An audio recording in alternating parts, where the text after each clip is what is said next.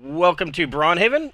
We will be picking up where we left off last week. These guys are in they are in Stagina, in the town of Skoedir, and Skoedir has fire giant issues. They are constantly under siege by fire giants that come down from the fire giant fortress of Enar in the Skellis Mountains, and the Jarl of Skoedir has requested multiple times that King Kisping send additional forces so that she can go up and put down the fire giants.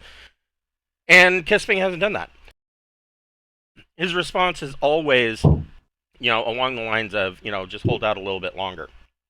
And this has been going on for years. And, so the town of Skoedir, there are many buildings that have been smashed by boulders being tossed, and everybody in the town, down to the children, are taught to fight. And so far, this has worked because they have held back the fire giants. And while the characters are in town, indeed, the fire giants do attack.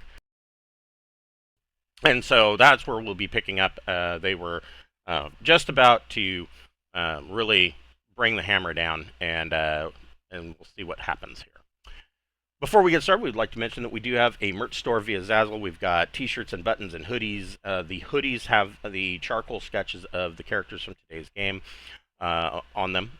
We've got whiskey rocks glasses. We've got beer steins like this.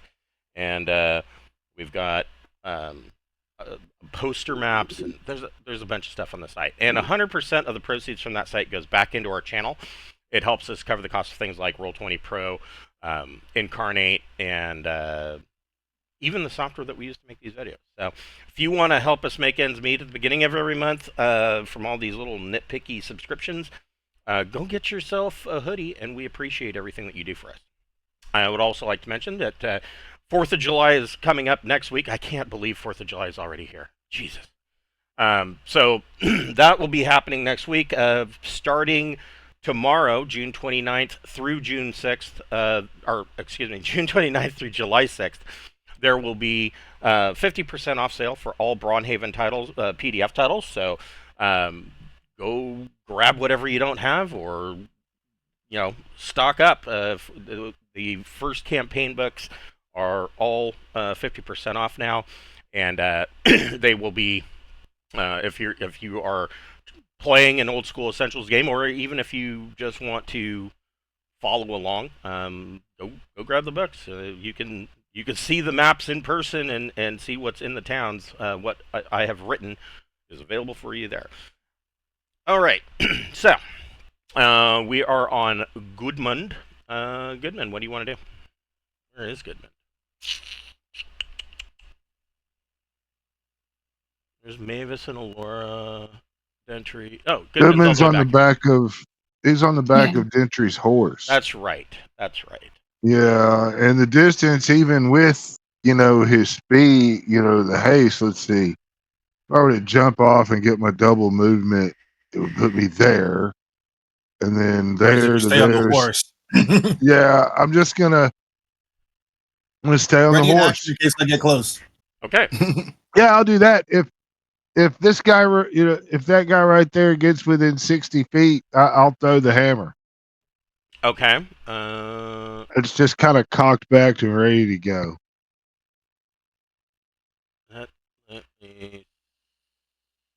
Interesting. That's a dwarven thrower, right? Yeah.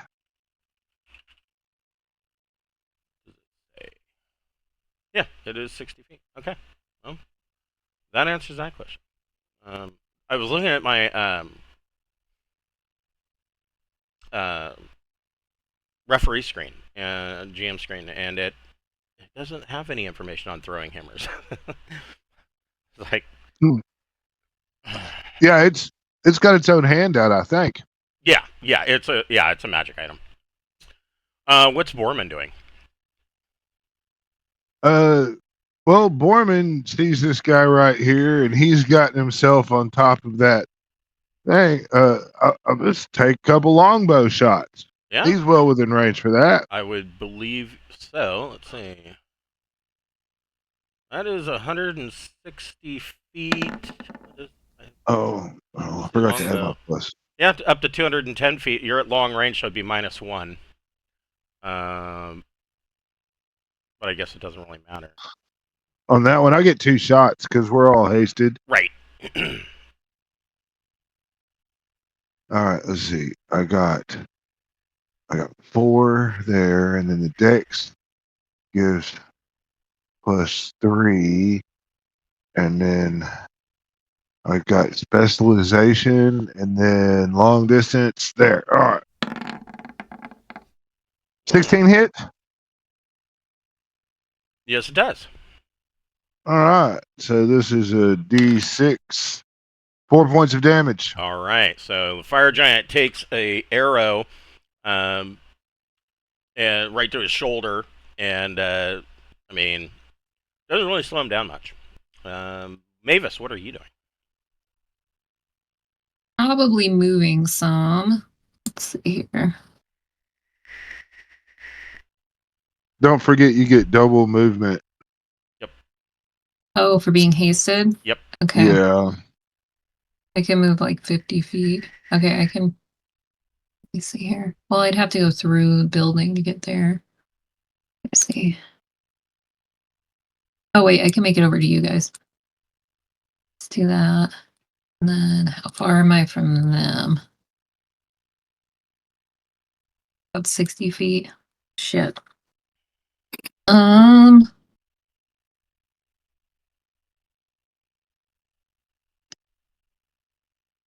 I really wish I had ranged weapons. You got a sling, Can don't you use ranged weapons? I do have a sling. That's kind of we're Yes. getting biblical on it, I guess. Let's Right. do Yeah, use that. a crossbow? a sling has a maximum range of 160 feet. 81 to 160 I don't think I'm feet. allowed to use anything pointy as a cleric, right? Yeah. It has to be like blunt. And that's what makes So- it so shitty so- that way. Old School Essentials follows the original D&D basic and expert box sets. Clerics weren't allowed to use.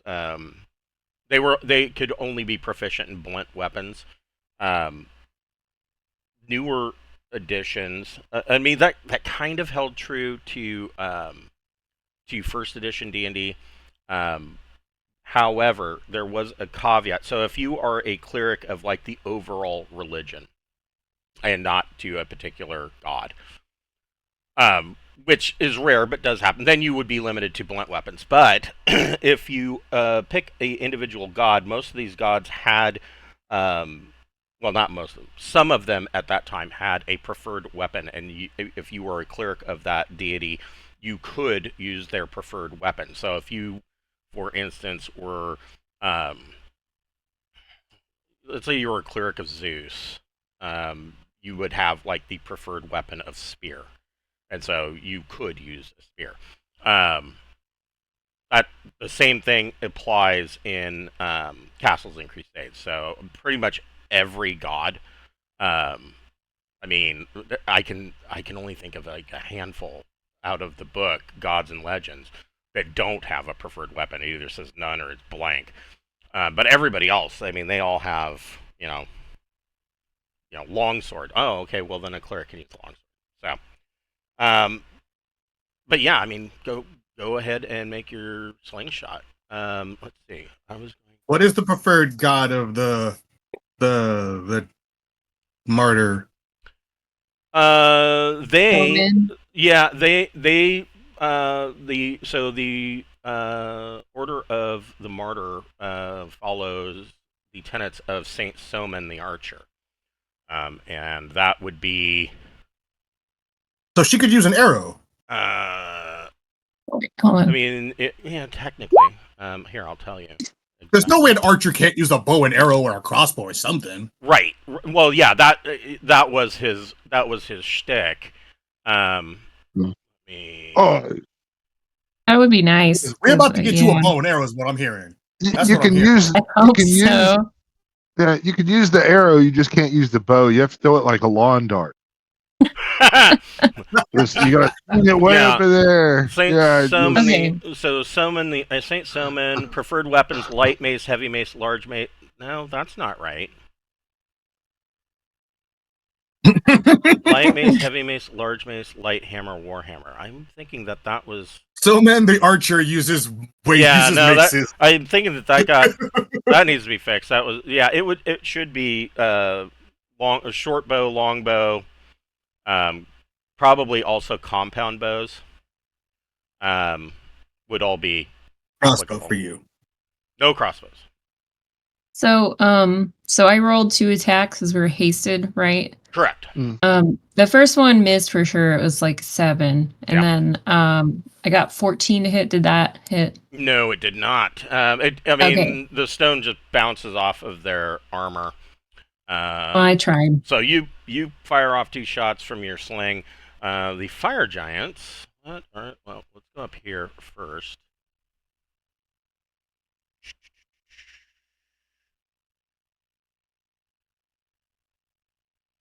This fire giant is going to do that, and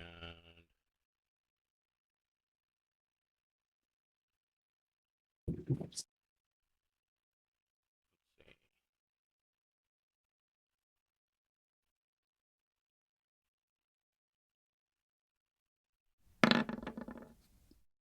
Yeah, so this fire giant comes over here and smashes this tower, killing the guards that are in it. This fire giant, he already took his damage. Oh, well, no, he needs to make a save versus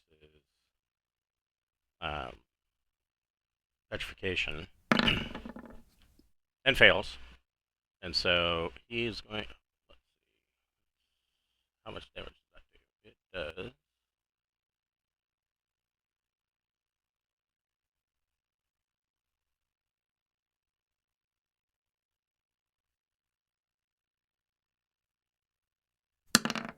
He's going to take 6 points of damage from the spiked logs, and then he is going to move 20 feet, and he is going to throw a boulder at Borman. Does he see Borman? Yes, you are Well, not invis, and you are on the back. You were hiding on the back side of the statue, aiming at these guys down here. This guy can see the backside of the statue. All right. So first of all, I got to see if he can actually do that. Yes, he can.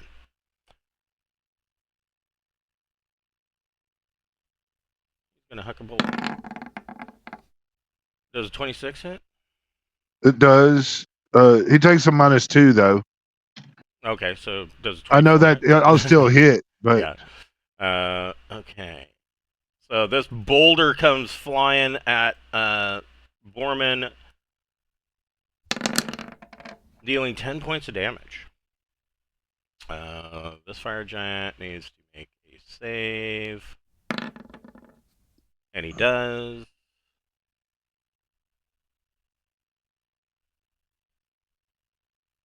He's gonna go here.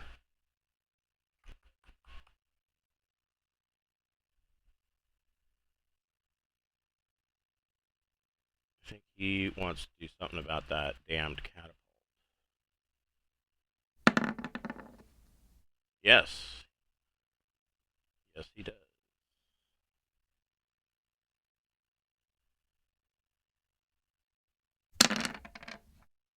So he throws a boulder and hits his catapult over here. It has taken damage, but it is not down. This fire giant needs to make a save, and he does.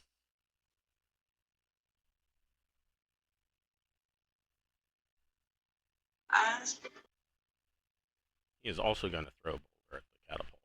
If we can't just get that out of the way.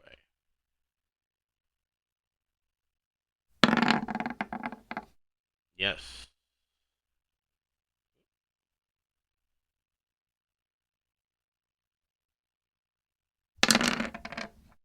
Yeah, now this catapult is no more. It is crushed by boulders. Down here.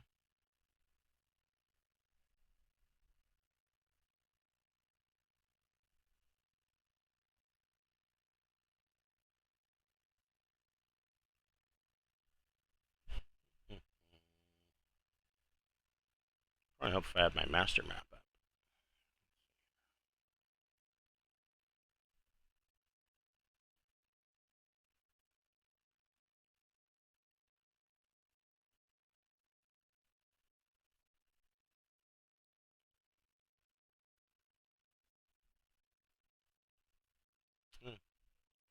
Whoops. This is not what I wanted to do at all.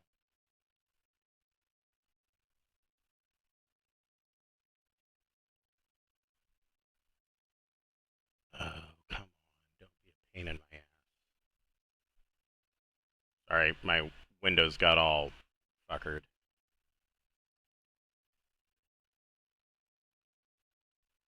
It is what it is. Yeah. Mhm. That'll do for now. This guy is going to throw a boulder at Mavis. Okay.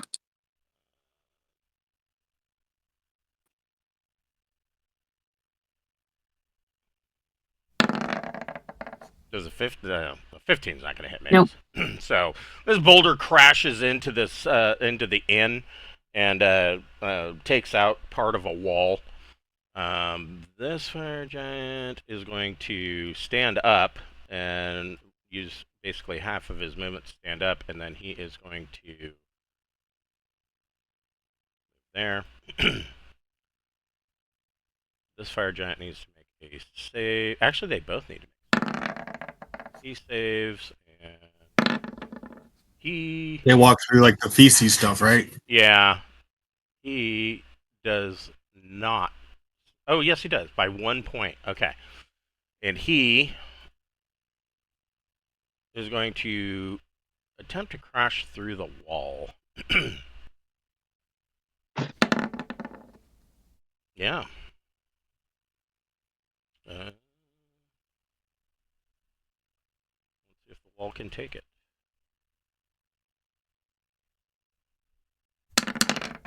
Oof. No. He crashes through the wall and just bashes the wall down and comes through, stepping into the town. That is all my fire giants. Jackson, what are you doing? Okay. Now that I see what they have done. Okay. I'm gonna do something I don't usually do, which is kind of do more of a hit and run tactic. Okay. Because I usually do the whole like, hi, I'm gonna chop off heads, but I feel like 3 fire giants in close proximity is not the time to do that. Yeah. Well, I mean, even if you do a hit and run, I mean, there's still a possibility that you might cut off their head. I mean, you're using a Vorpal. A drive-by paper cutting. Yes. That's kind of what I was going for here. And since I'm hasted, I have like 120 feet of movement. So. Yeah, I mean, you can pretty much move almost all over the anywhere. Yeah, I mean, each of these hexes. I mean, not all over the map. I can move a lot, but this is a huge map. Yeah, each of these hexes is 10 feet. So what I'm going for here is I'm going to run to this one, attack, and then continue on to like over here. Okay. So don't forget you get 2 swings. Yes. Oh shit! Then what I'm going to do instead is run here, and then continue on to over here. Try to get both those guys. Yeah, trying to like do like a swing, and then end up over here somewhere. Okay. Because again, I have the movement. I still have another 80 feet after that, so I can get to like behind this building probably.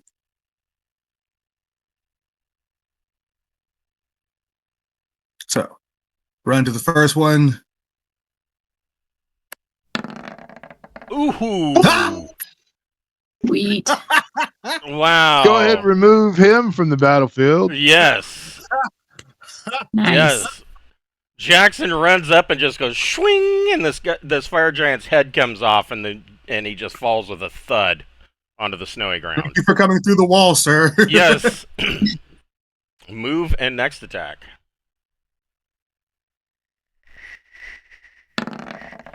Oh shit! Oh,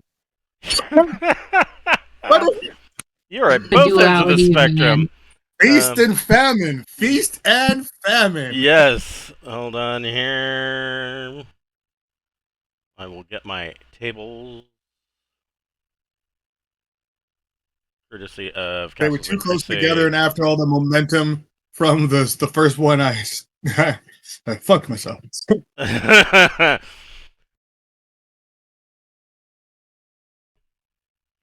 Let's see. Okay. Damn, I can't believe I did both on the same turn. I will allow you to choose the form of the destroyer. Roll a d20.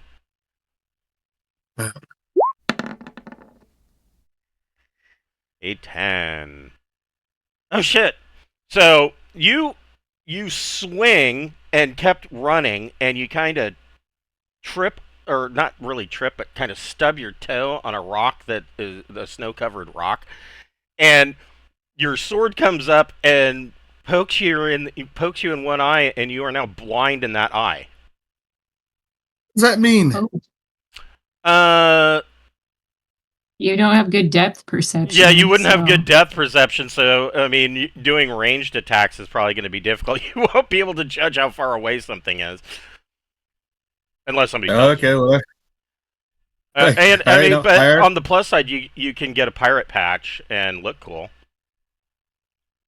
damn it, man. That's kind of scary considering I stabbed myself with a Vorpal in the face.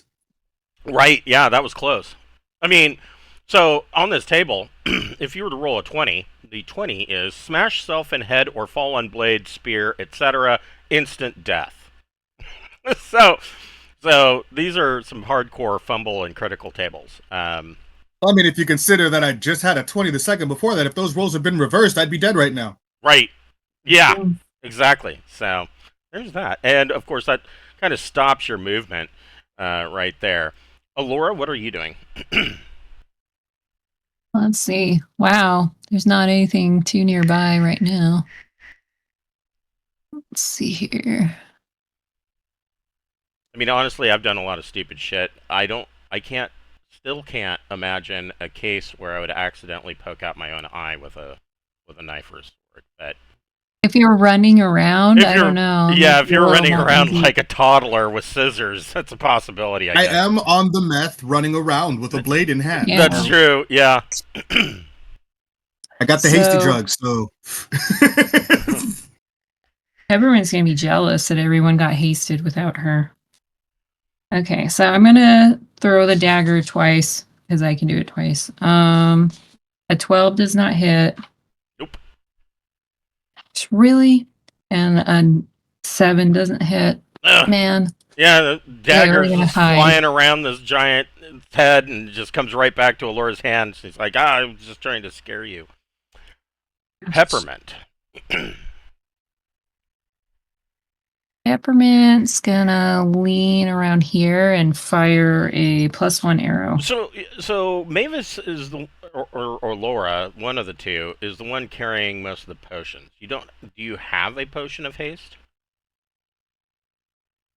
I don't think I do, actually. I think if you, I can't remember. I thought you did in the past, but maybe somebody already drank it. Probably. I have a lot that are kind of good for when we're not fighting, which is weird. So, Yeah. But you So have that's- out of combat potions? yeah, like ESP and, control different things. Health, vial of sweet water, polymorph could be useful, clairvoyance, heroism, longevity, levitation, animal Heroism? friendship, heat metal. Yeah, I it's forgot. a lot of stuff. Heroism could be Wait, useful. heat metal is a scroll. I'm sorry. I'm getting all mixed up. Okay. Anyway, let's fire an arrow. So +2. Yeah, Sweetwater.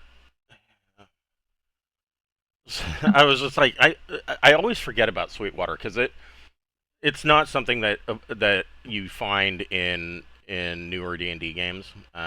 This is an old school thing, and it can be used to uh, basically um, turn salt or impure water up to 100,000 cubic feet into fresh water. It will nullify acid up to 1,000 cubic feet.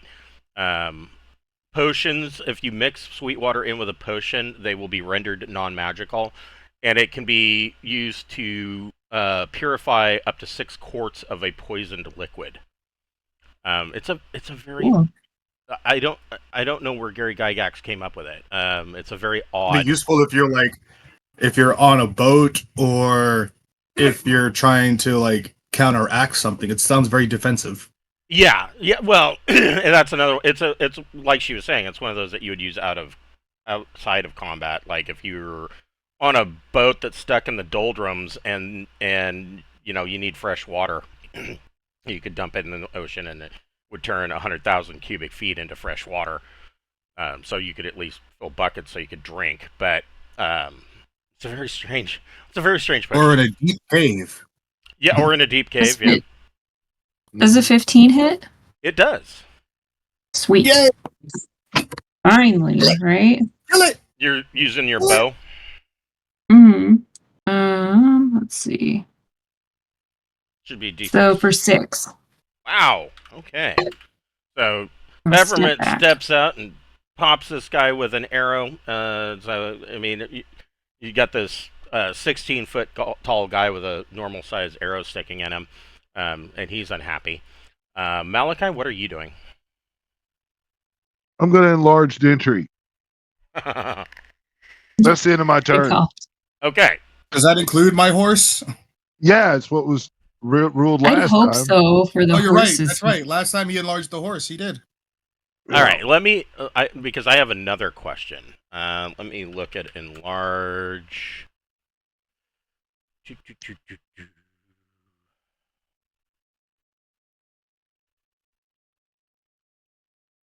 Wait a minute. It's in the treaties. Yeah, I was just looking at the core book, the player's handbook or player's tome, and it is not in there. I mean, I'm the one who put it in here. I should know this, but I will stick to the letter of what was written. Causes a target creature or object to increase in size and weight. Human and dwarf-sized creatures will deal double damage.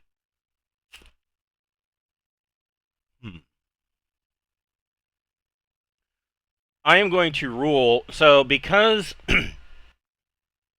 Dentry and Goodman are on the horse, I'm going to count that as a single creature. And so All three of us. all three of you get enlarged. Goodman wraps his arm around Dentry's waist and blows in his ear and is like, "Go get him, guy." What is Mira doing? Mira senses the injury of Jackson and Giant should be a little. is probably going to try and drag him away so that he's not just on the ground there next to this fire giant. Yeah, that's probably a good idea. How far can she drag him?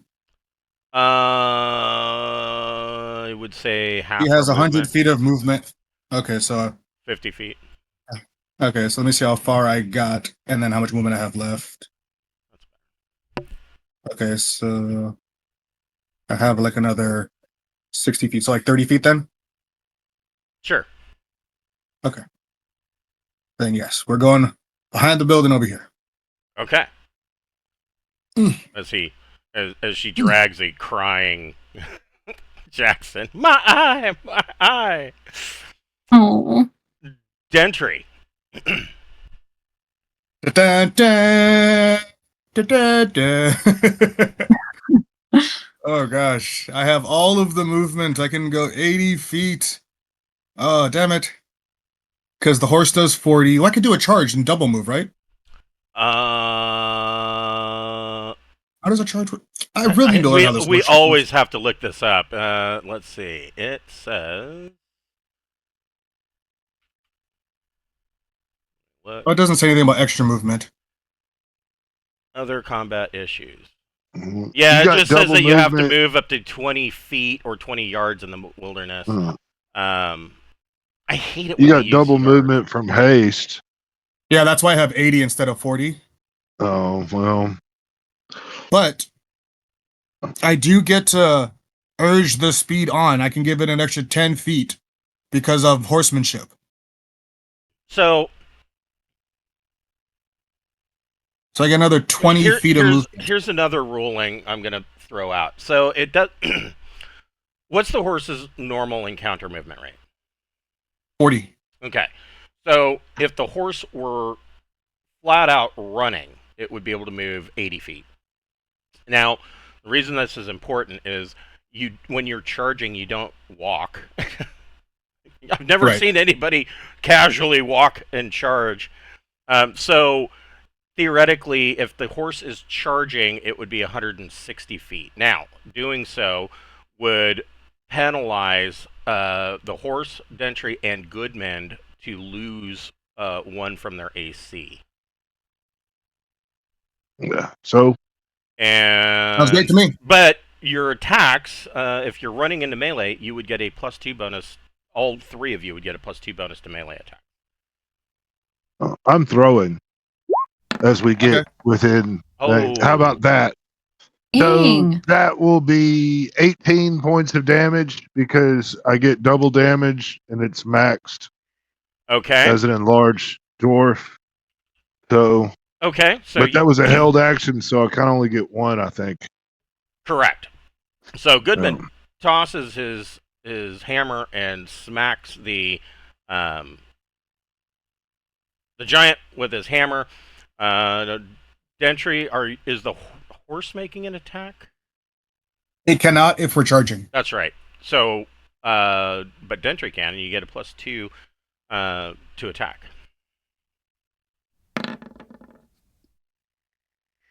That is 22? Yeah, that's a hit. Darn. So 6 points. It's double damage. Yeah, 12 points. Oh yeah, 12 points.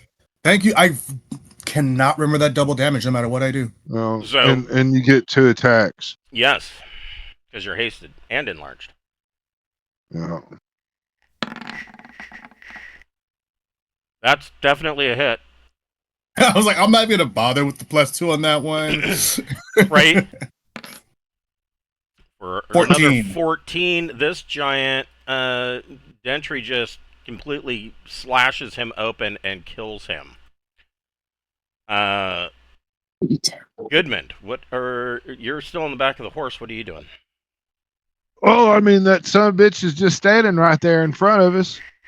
You know? Yeah. So does a 15 hit? Yep. Yeah, so this is +3. So 5 + 3 is 8 × 2, 16? Yes, that is a hit.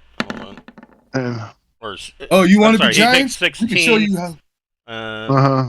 And a 13 is a miss, probably. Correct. Yeah.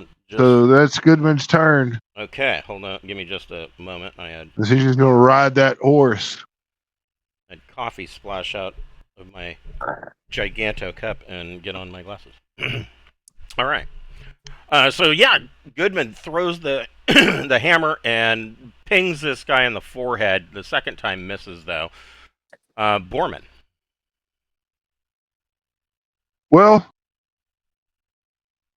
I mean, I got to think that things are. I've got to shoot my bow. I'm going to shoot this son of a bitch right here a couple times. Which one? This guy right here on the bridge. The 13 is probably a miss. Yes. But a 15 is a 15 hit? Yeah. All right. So he'll take 4 points of damage. And then I'm going to do my ethereal jump down into the shadows of this statue. Okay. Go ahead and make a hide check. So Okay.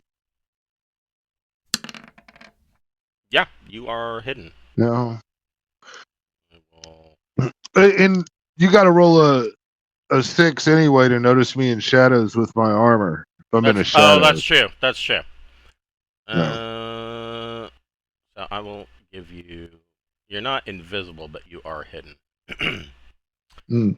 Mavis. I should run over to Jackson, render some aid for his eyeball. Okay. Oh yeah, did I take any damage from stabbing myself? You just said I stabbed myself, but you didn't say if there was any damage. Nope, you just went blind in that eye. Oh shit. Okay. Just enough to poke myself in the eye, huh? Yep. Mm. With a I vorpal have a sword. periactive healing that can heal damage that's usually not healable. Sweet. That's what I'm gonna work with to try and seal his eyeballs shut and make it work again. So yeah, periapt of What? wound closure. Holy Yeah. crap! Have I mentioned I love your character? We have a lot of stuff. So whoever's carrying this, I will show it to you. Whoever's carrying this will be immune to bleeding effects. Character regains hit points from rest at twice the normal rate.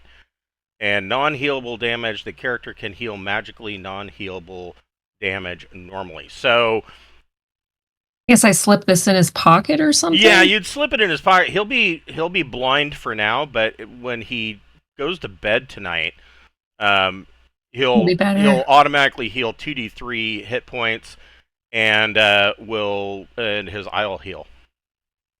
Cool. He might have a really cool scar, but his eye will heal up. It might be a different color than the other one. Neat. Yesu. Yeah, between the two of you, I'm really just like getting all the healing and the buffing. You two have made me better than I am. So she slips him the periapt. The fire giants.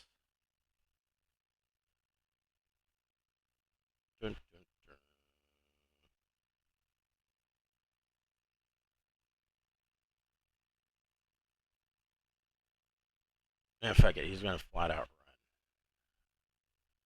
right through that building. He just crashes through. This guy is also going to run.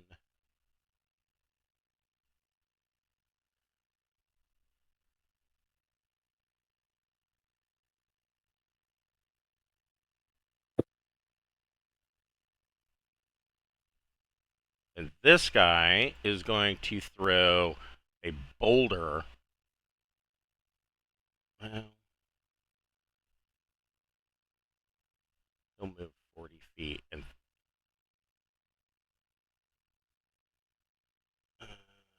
no, he won't, because he wouldn't have line of sight, because he's high up.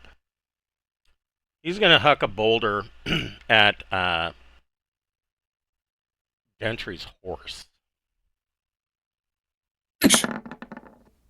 23 to hit. What is the AC of the horse? 1 second. I mean, that's definitely going to hit it. The horse does not have an AC of 23, that's for sure. Okay. So the horse is going to... Oh, shit. 5 points of damage. This boulder smacks the horse, and the horse kind of rears up and is all pissed off about it, but damage was minimal. It's more angry No, I mean, that than still anything. hurts it. Yeah, it's more The horse angry than doesn't anything. have that much hit points. Yeah. It's a miraculously low amount of damage for a boulder, really. Yeah, 3d6. Like, probably a glancing blow.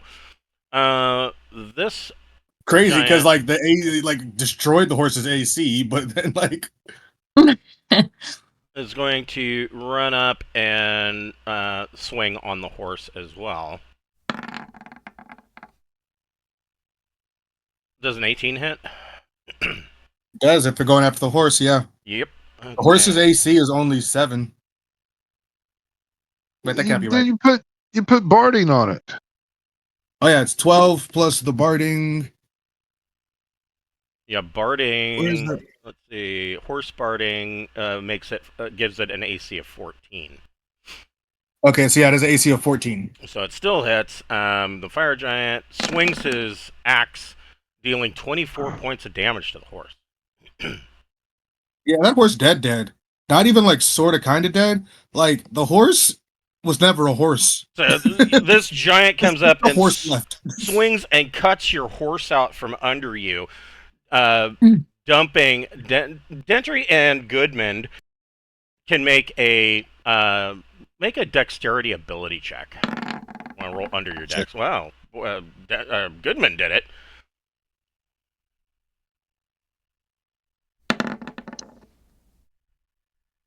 I did not. So Dentry falls off the horse and face. Oh wait, I first. did make it. Oh, did you? Holy Okay. shit. So I forgot that he actually has some dex. So both of you get off the horse and land on your feet, but the horse is no more. Jackson, what would you like to do? I'd like to be like, oh, hey, Mavis, what's up? What brings you over here? Because you just slipped a rock in my pocket, like all sly, like I don't even know why you're here. Like, hello, what's up? Are you getting fresh with me? All right, I Mavis, think we I'd say got what I this. was doing, but yeah, Mavis, we got this together, you and me. that's right. I am gonna get back up because I got dragged, and then run around. Yep, that's Mira. Oh, whoops.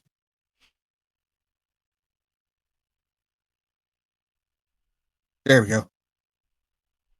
I will pat Mira as I get up, and then run over and swing for 19. That is a hit. 8 points. Okay. Next attack. You're hasted. All right, I get 2. I'm not thinking well today. That is a hit. Oh, damn it! Oh, So close. well, Giants need a With nat a- 20. with a Vorpal though. Let me. For a giant, it needs to be a nat 20. Oh, does it? Yeah, it's 18. Oh no, giants are 20. It's stone that's Yeah, you're right. 19 does it. Yeah, Fucking- that's what I thought. Let me double check. No, you're right. It's 9. No, I have it written down here. I can sever anything with an 18. A giant is 19, and stone is 20. Yeah, human-sized targets only a natural 19 or 20 decapitates, and against targets of solid stone or metal only natural 20. 18, 19, or 20 target is decapitated. Oh yeah, 19 or 20 would be a giant. So you deftly cut this giant's head off. I may not be able to see so good, but I can still cut good. I should probably. Good add this time up. to have good rolls. Yes. I look at them with my one bad eye, like, what are you guys even doing? 8. 8 of them.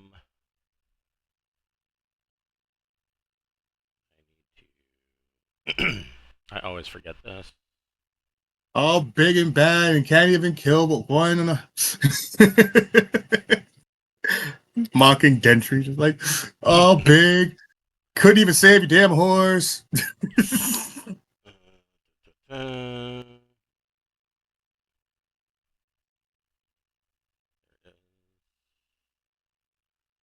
Oh yeah, I have to get the horseshoes off of my horse though.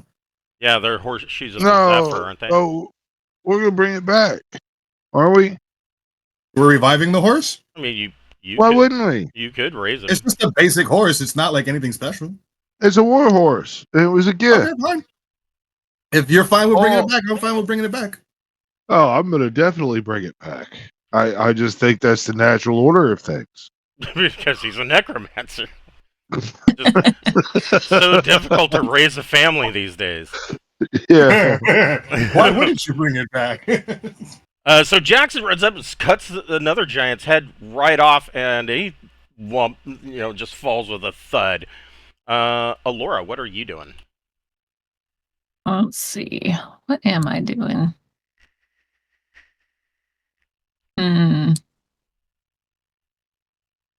On the broom, I could make it behind this house. Let me see. Or I could go over here. Is anybody else hurt besides the horse?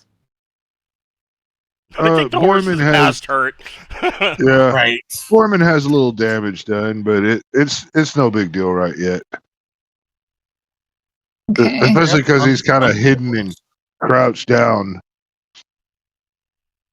Okay. Let's see here. Do something cool. Testicular. Maybe. I don't know. Oh, what's the range on that, actually? I need to On look. Torsion. I think I'm right. I'm pretty close now. Giants must have bigger balls, which means more torsion. That's 30 feet. I can do pain from 60 feet, though. Yeah, testicular torsion is only 30 feet. Oh. Okay. Well, I'll cast pain then on the one that's 60 feet away. Okay. Yeah. Yeah, that's another one that's complex. Let me yank that book open. Classes and races, Oktoberfest. I missed you casting the testicular torsion more often. That shit was always funny. Yeah, I do need to do that more. Just like when I dislike somebody next time. Seriously, it's just like the imagery is just too good. Any dex most AC is lost. I'm just gonna. So, which one are you casting on? Who's 60 feet away from me? That one. That one. I guess the one in the middle. Okay. So I'm 'Cause gonna. it's like a psychological weapon. I'm going to say that so it says any dex most AC is lost. I will say that it is a +1 to hit him. Is probably the easiest way to do. So, one of the things that irritates me about the old school essentials and really original D&D, they'll put a spell out like this, and they fully know that monsters don't have attributes like characters do, and so I mean, if it is a named character, I've like in my games, named characters or NPCs I always give them stats, but your general monster does not. So saying that Dex bonus to AC is lost really doesn't do anything to a monster because they don't have a Dex score. So they all have to make a. Actually, sorry, go ahead. So we'll change this. His AC becomes 14, and all attacks against him are at +2, and all saves made by him are at -2. It says make a save versus paralysis. Oh, that's. And then if they don't save, then That's they right. write on the ground, and then the effects happen. Okay, that's right. Save versus. Because I'm just making him hallucinate that he's in pain. He's not like really. Nothing's really happening. Okay, well then never mind because he Damn it. his save versus paralysis is 8. He rolled a 13, and so Okay. nothing happens to him. He made it. I tried. There we go. Okay, so Peppermint, what are you doing? I need to move and shoot once again. But I am not hasted, so. Looks like I'm just moving then, probably. Get a dash. Can you get up on a roof or something? It's more like a bow range issue, Oh. you know, because they're so far away. Wait, doesn't a bow have like 60, 120, 180 or something? Yeah, what kind of Let me is it? A see. longbow or a short bow? I think I gave you my longbow, so you should have good range. Yeah, I Oh, think it's a longbow. So it should be up to 210 feet. Oh, really? Okay, well, I could have just shot him from there then. So Let's do it. So let's see. Because that's less than my movement, so So yeah. it's like 83 feet to hit that guy, which Yeah. places you Normal range. in middle. Yeah, you're in middle range, so there's no plus or minus. Okie doke. I got 19 to hit. That's a hit. Cool. That's why it's good to talk out the attack sometimes, because then you get like reminded of stuff you forget. Yeah, for 5 points. Okay. So there's a Like I forget all the time. and this arrow plunks into this fire giant's chest, and he lets out a mighty roar. Here's another. So this really came into effect in Castles and Crusades Fields of Battle. If an archer, and I don't know the exact range increments, but I want to say so they can, if they climb up and are higher on the battlefield, they can increase their range or something by like 60 feet, or it's 20 feet per an additional 20 feet per like 10 feet climbed or something like that, to a maximum of 60 feet, or 60 feet added to the bow. So you could have your archers up on a ridge and firing, or loosing arrows onto the battlefield and getting extra range because they're higher up and they're arcing their shots. Which I thought was a kind of You want to go on a roof? great. So she hits the fire giant with an arrow. Malachi, what are you doing? Malachi is going to run his 60 feet right there. And then this guy and this guy need to save versus wands for half of this lightning bolt. Okay. So 18 save for half. I need to get a 7 or better. First guy saves, and second so guy saves. So they will take. So they'll take 9. 9 points of damage. Yeah. So lightning bolt goes off from Malachi from his wand and blows through these two fire giants. What's Mira doing? Yeah. It's probably like, holy shit, boss, you're the best. But long ass way to go to get to another one, so probably gonna take a long route for a nice little. Let's see here. Gonna take a while for Mira to get somewhere. Mira's over here. 70.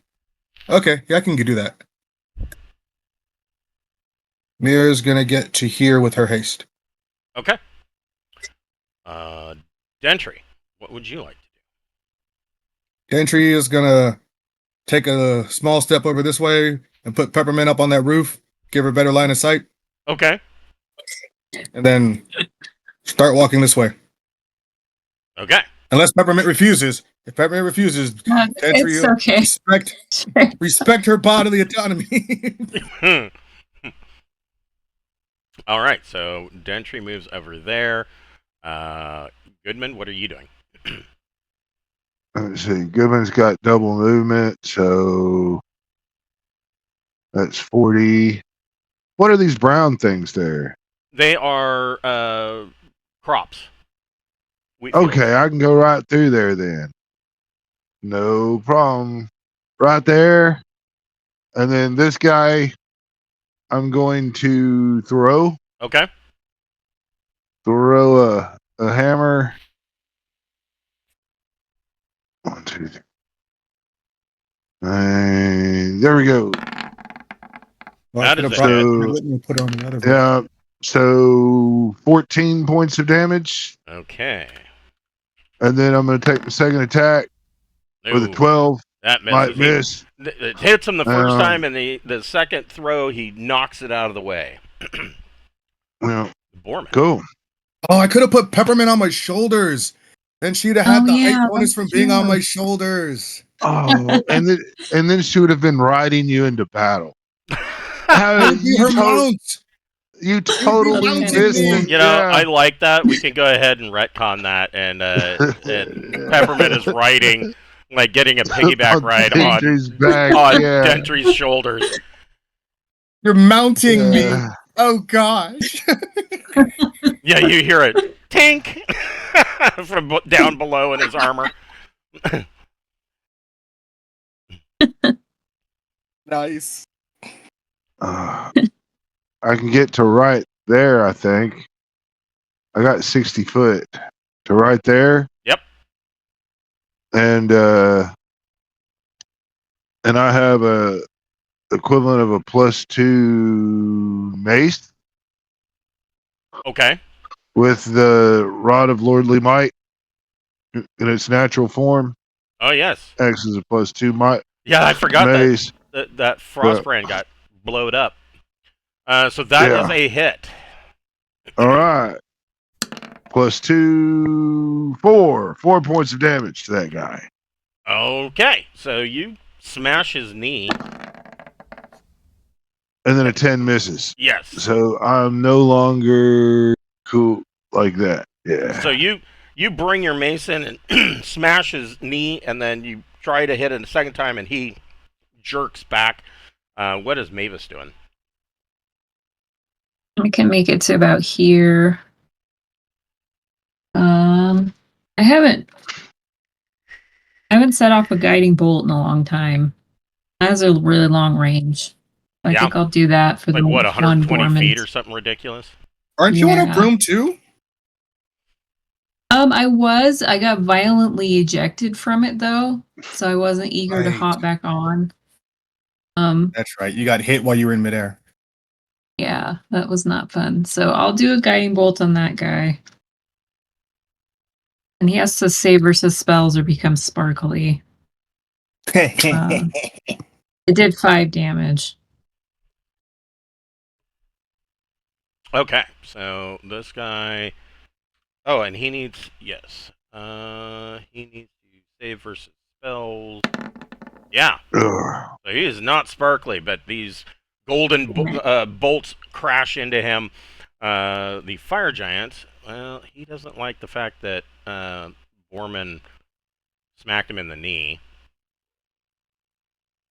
So he's got to see to that.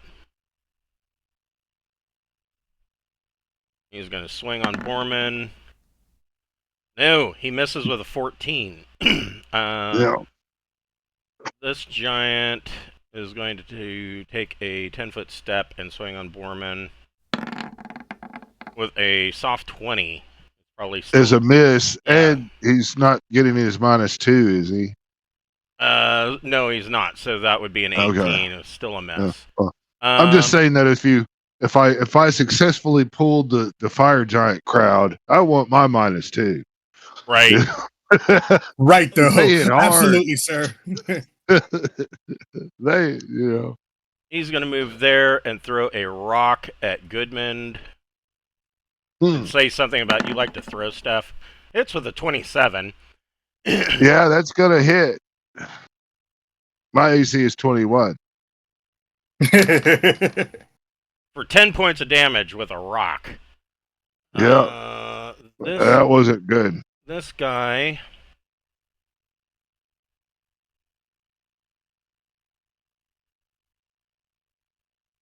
is going to flat out run to here. He cannot do anything because he sprinted. And he just seems pissed off wielding his axe. And that is the fire giants. Jackson. Jackson is going to do the same kind of thing the mirror did, but a little bit further to there. And a crossbow bolt at this fire giant. Oh, actually, but yeah, no. That one's up on the hill. Yep. Someone's got to kill that one eventually. Yeah, he's like 30 feet up. So yeah, go ahead and make your shot. I'm still going for this one only because, like, I don't have a good angle there, probably. Right. Crossbow is a +2 of accuracy. That's right. So it's 7 to hit, and it's inside my good range because I have the accuracy thing. Yeah, where's the distance on the shot? Is that inside 80? For a crossbow, let's see. Yeah, they've got a max range of 240. I suppose I have really good So, range then. 80. If it's only 80 feet, you get a +1 because it's short range. That would be So 5 to that 80 feet. that's perfect. That'll counteract my bad dexterity. So those two will wash out. So it's a 7. And you know what? Let's throw one of these +2 bolts on it. Yeah. +2 to damage. Alrighty, so it's a +7 to roll. Please hit. That's a Mhm. hit. Yay! And it's a D6. D6. D6. Okay, so D6 +2.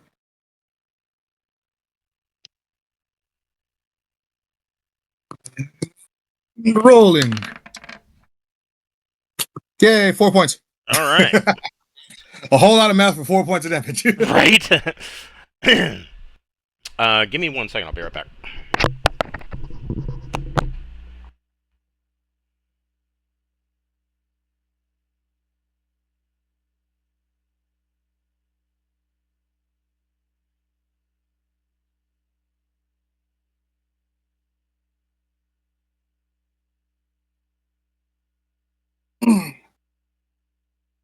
So with Peppermint on my shoulder, I'm like the Predator with the shoulder-mounted cannon. Yeah. That'll be cool. I'm just ready for you to be in melee combat. That's where you'll shine. True story. I'm gonna get there. This will be cool. I'll be in melee with the one in front of me, and Peppermint can still use the range attack on the two that are farther. That's true. Or I'm does gonna grab Borman want some. health? Oh, Borman's gonna want help. Hell yeah, he's not trying to tank them. He's trying to hold their attention while everybody gets there. Oh, fine. It's really designed so they don't attack Malachi, because Malachi has to get to the horse's corpse this round. So then it would be within 3 rounds of it falling, and I can use my drag from death's door spell on the horse. You might need to sew it together first. Well, took it a kind of crap had. minute. Yeah, it kind of happened naturally, as long as it wasn't killed with disintegration or by poison or something like that. It was just killed by damage, so it should be fine. You know, Yeah, they just just got only hacked. only get 3 rounds to kick that spell off when you get fucked up like that. So Okay. you know that my whole thought process in the lightning bolt and everything was to get me within range of the horse corpse. So next round I can bring him back before it's too late, and that will be 2 of your animals that I've in hand. What? And I appreciate your enhancements. I sure do. Yeah, they just they don't act the same a little bit. It's okay. Warhorse now foams at the mouth. It's okay. Yeah.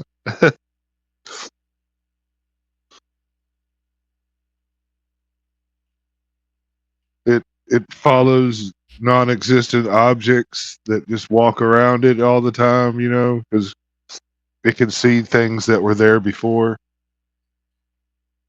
Oh yeah, it now has that Yeah. death's door vision. Yeah. That's what I'm calling it. At death's door vision.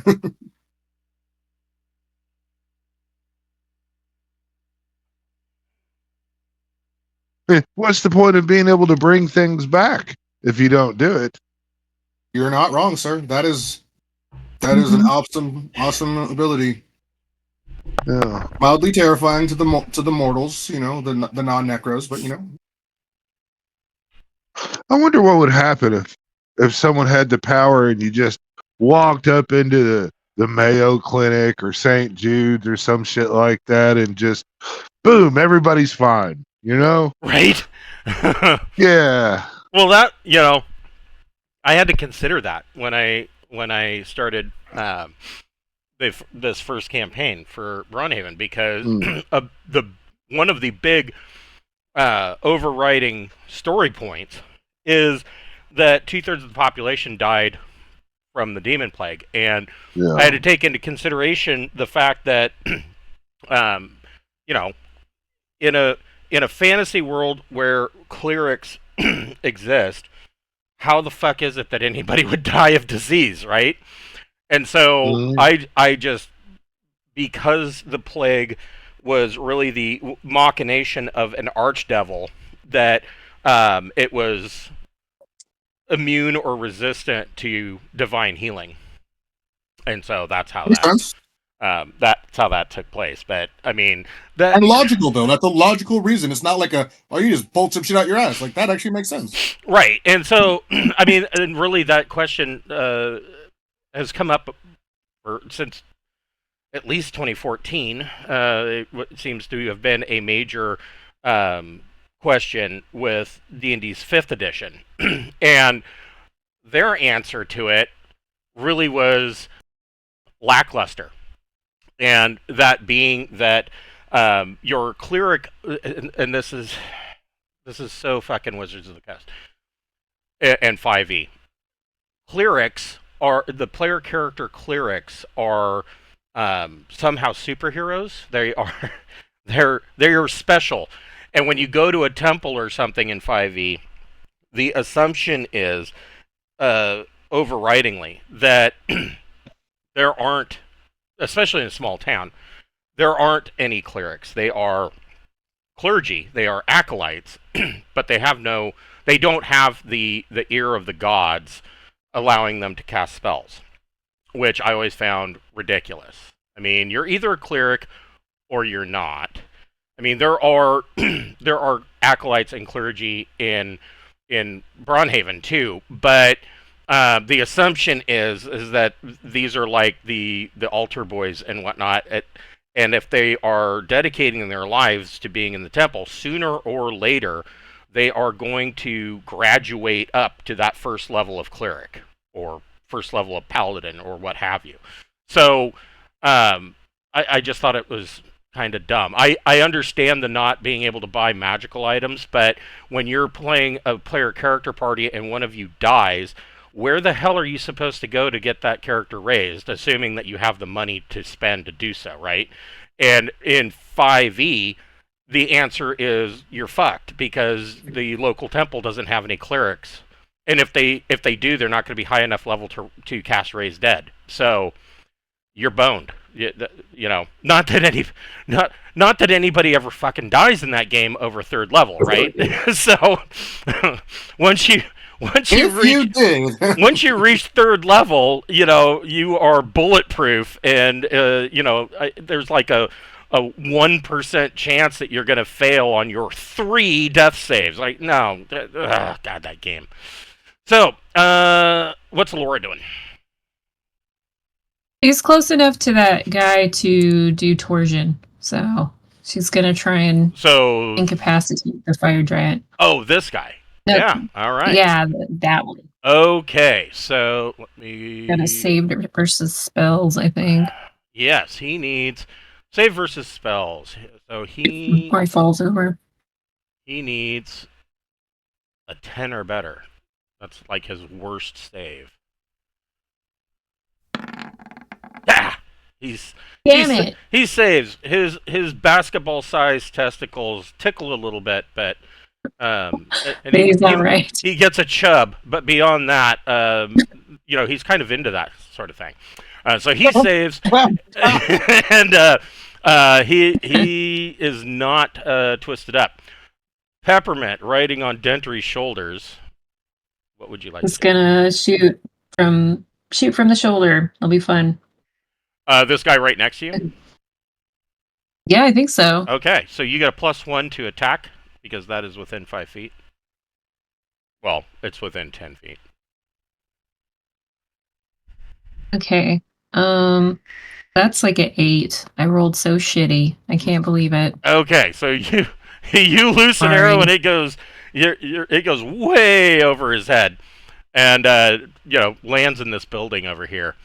Malachi, what would you like to do? And you're free to jump off my shoulder whenever you want and do some cool action shit. Malachi is gonna run like all the way over here and be able to touch the horse. So next round he can bring it up. Okay. Okay. Mira. Mirror, mirror.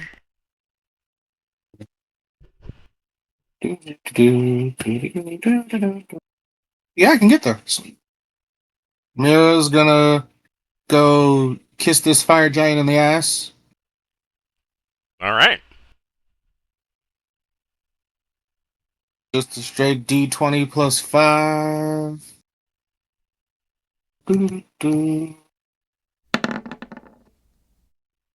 That's a miss. Yep. That's a hit. Sweet.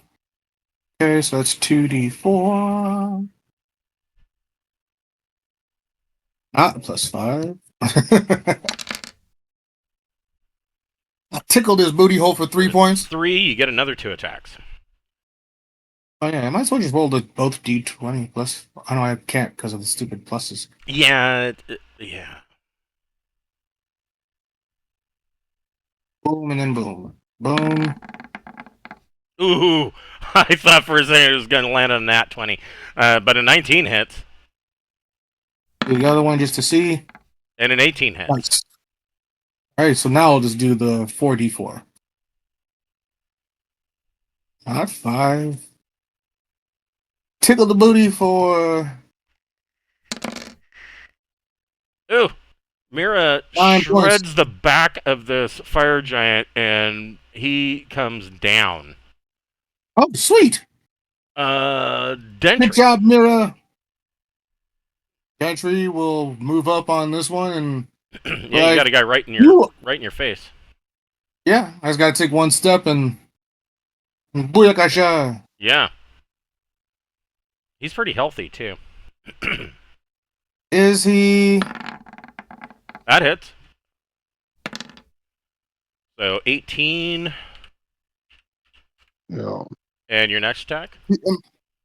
He was healthy. 22's a hit. Ooh. 23. 23. Ouch. 26.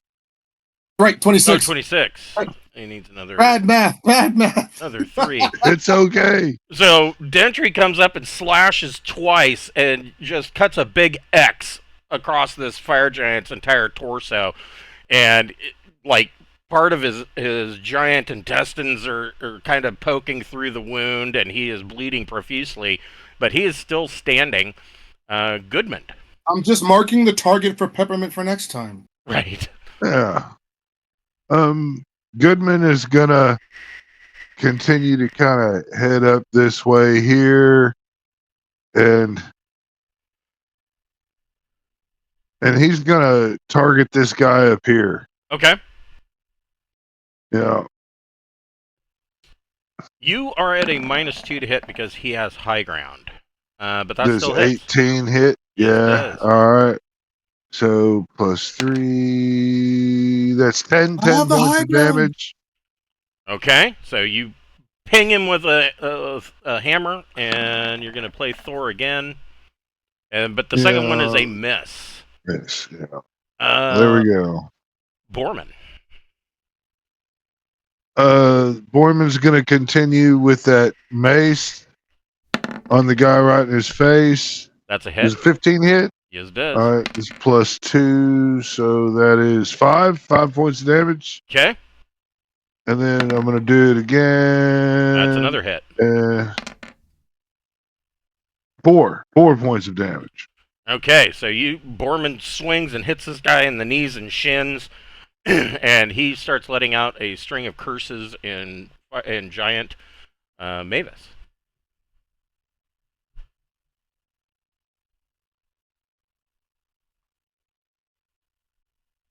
You are muted.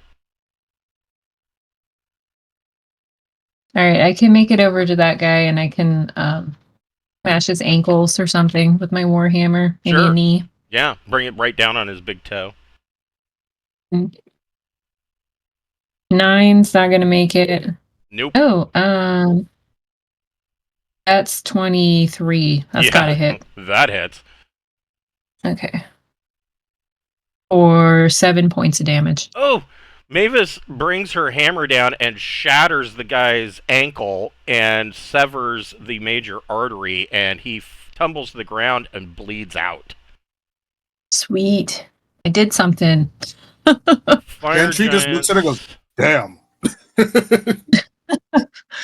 Things are I not wasn't looking expecting that.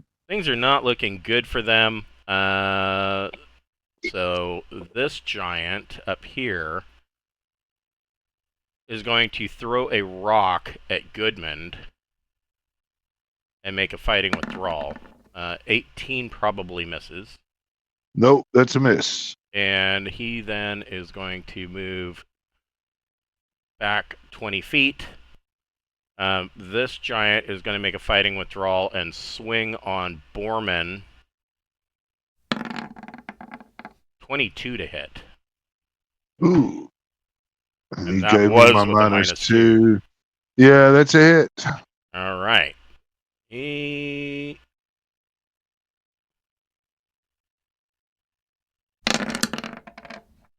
deals 15 points of damage to Borman, gets a good bite with his axe, and then bravely runs 20 feet away. Jackson. Jackson knows that he is one of the few people that has the speed to do it, to get to this one that's fleeing. So he can get to about here after running this way, going up this ladder, and then over. Okay. All right. I could still shoot, though. Yeah, you could shoot. Yeah, I'll do that then. I will shoot a crossbow bolt at that fool. That is a hit. Straight D6. Two. For 2 points. Okay. Well, the crossbow bolt tags him in the thigh. Alora.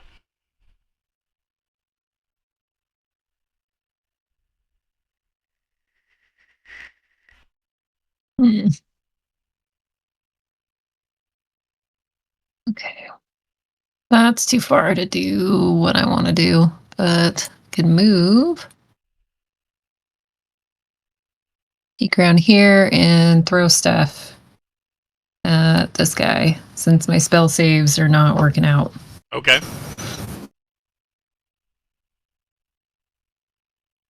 Okay. That's 15. That's a hit. And then less than that for the second one. So I'll get 1 damage roll.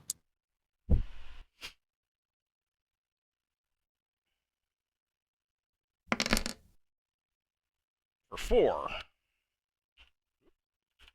Something. Okay, so your dagger sticks into him and then pulls itself out and flips back to your hand. Peppermint. I'm gonna keep shooting because it's fun. At this guy. Okay.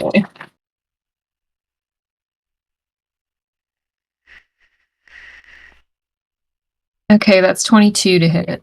That's a I'm hit. sure that hits. For 6 damage. Ooh, nice. So your arrow kind of sticks in almost in his neck, and he lets out a bellow. Malachi. Malachi's going to cast Drag from Death Doors on Dentry's War Mount. Okay. Let's see here. I need to take a D6 damage from pouring my life force into the mount. That is in the Necromancer book. Yep, it's a 3rd level spell.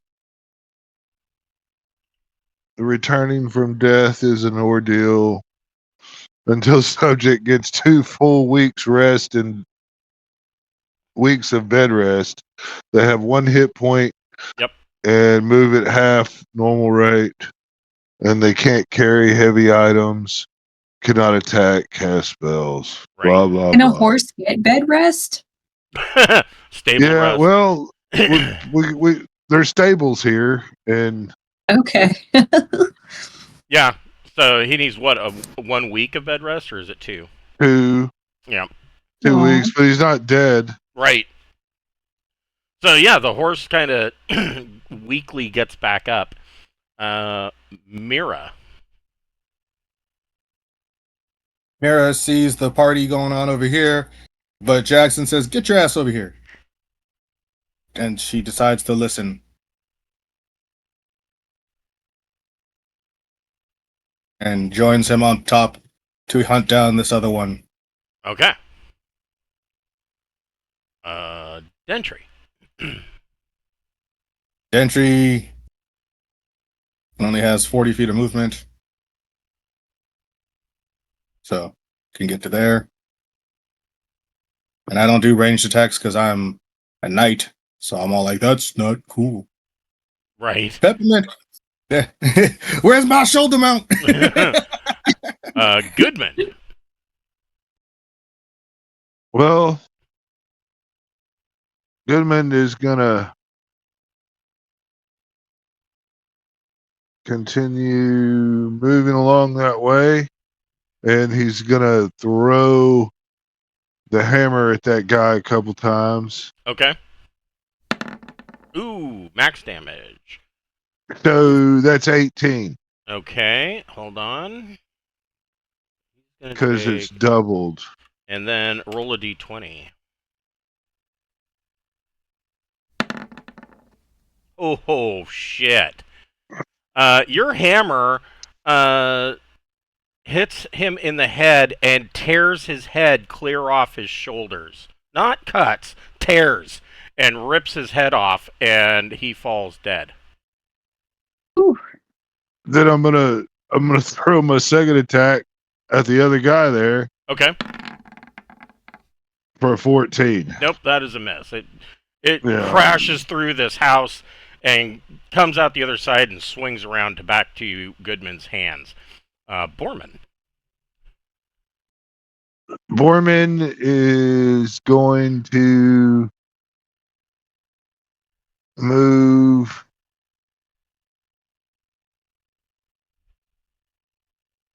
I'm going to move like right over here, and then I'm going to throw that hand axe at him.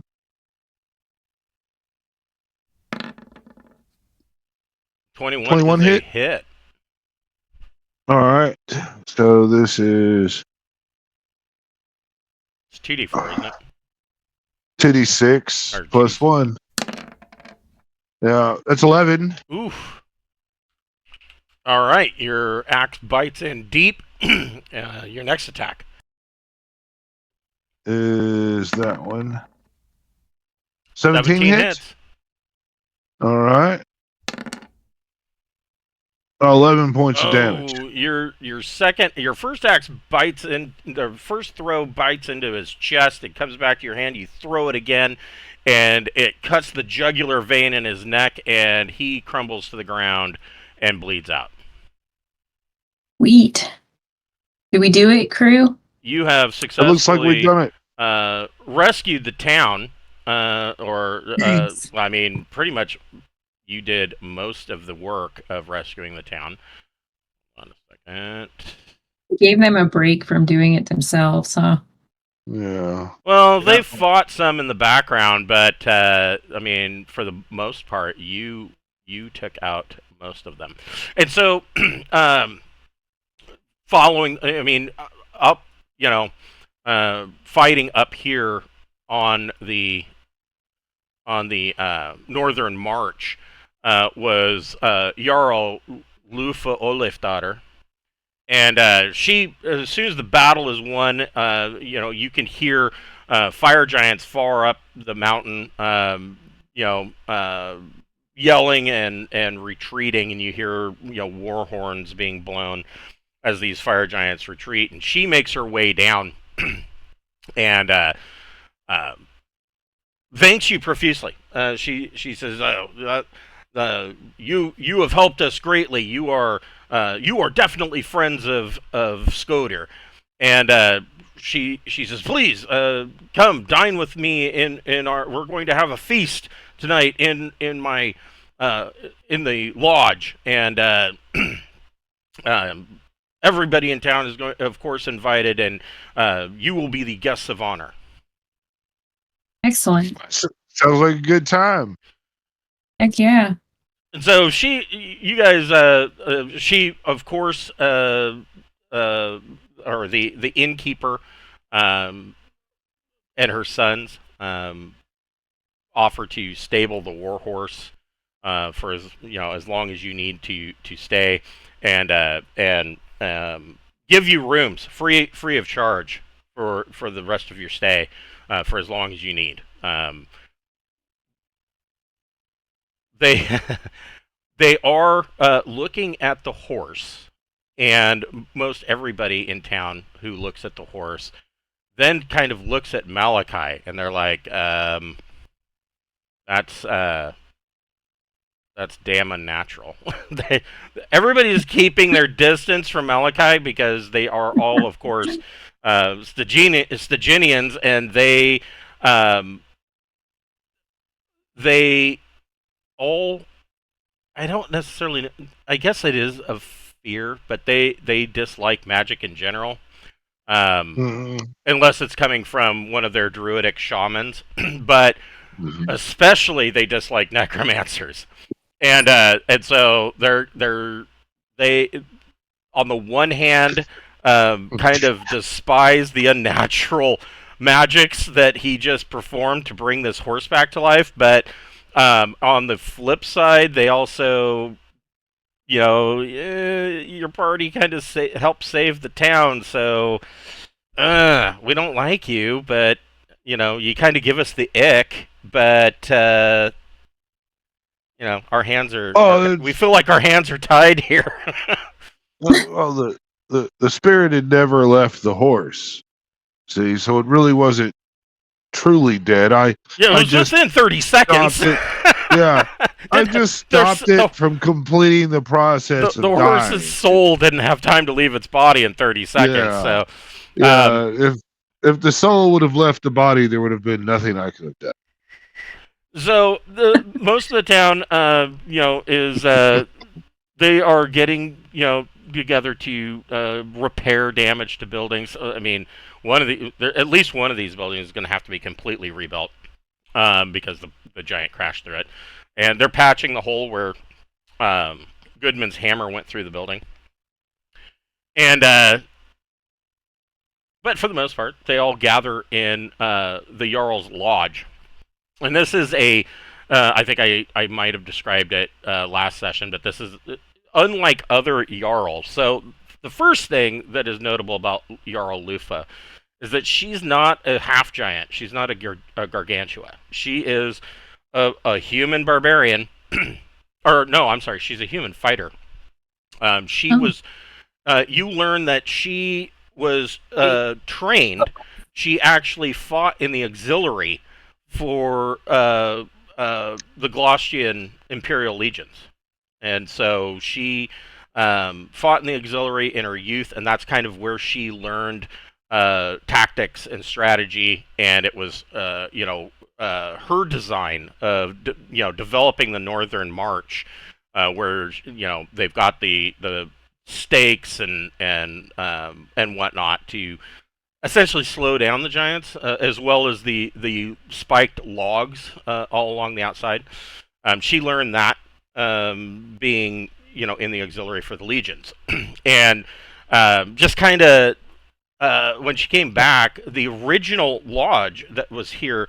Most towns that you've been in, if there is a jarl to the town, they have some kind of fortress or a lodge that it may have started as a lodge like this one here, but usually over time, because the jarl is more or less like he's the king of that city. They always build onto it and add walls, and they become a veritable fortress.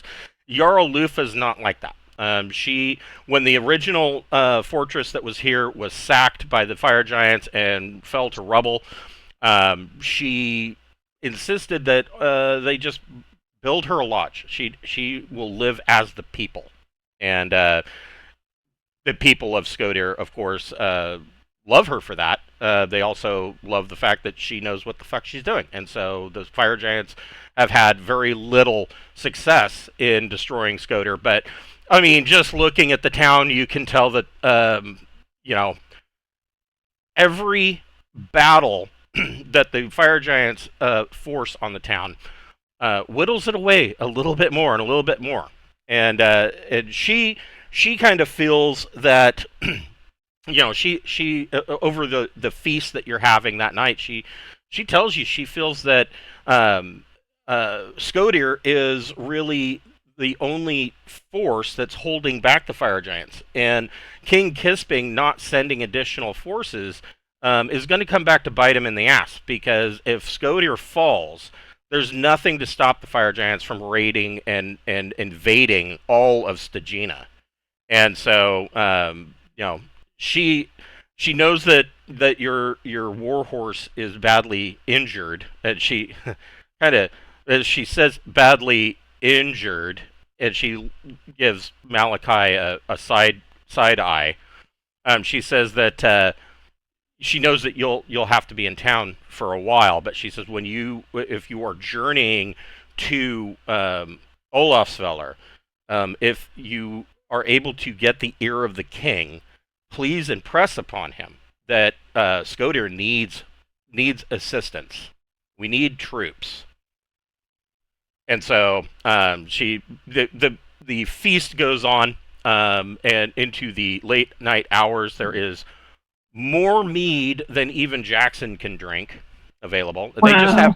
They just Impossible. have barrels set up, and they pop the top off of it, and whenever you need a refill, you just come over and fill your drinking horn and go about your business. She does, as a thanks for saving the town, or at least, at the very least, assisting the town, she gives you a small chest with 500 rubies worth 50 gold pieces each. Holy crap. That's awesome. Don't forget that. I'm just taking a pee, and I'll record it. Meanwhile, Borman's over there pissing in a barrel of mead. I do want to know, because it seems like those giants pick up those big boulders and throw them all over the place. Why aren't you taking steps to have the ammunition thinned out? Well, I mean, Skoedir's at the base of a mountain. I mean, they would have to essentially level the tallest mountains in the known world to, thin out the amount of boulders. Maybe we could come up and booby trap the boulders. So that has been done in the past. And similar to the spiked logs that are up on the northern march, more often than not, it slows them down, partially injuring them, which of course then the militia of Skoedir has a better chance of felling them. But yeah, she's done that.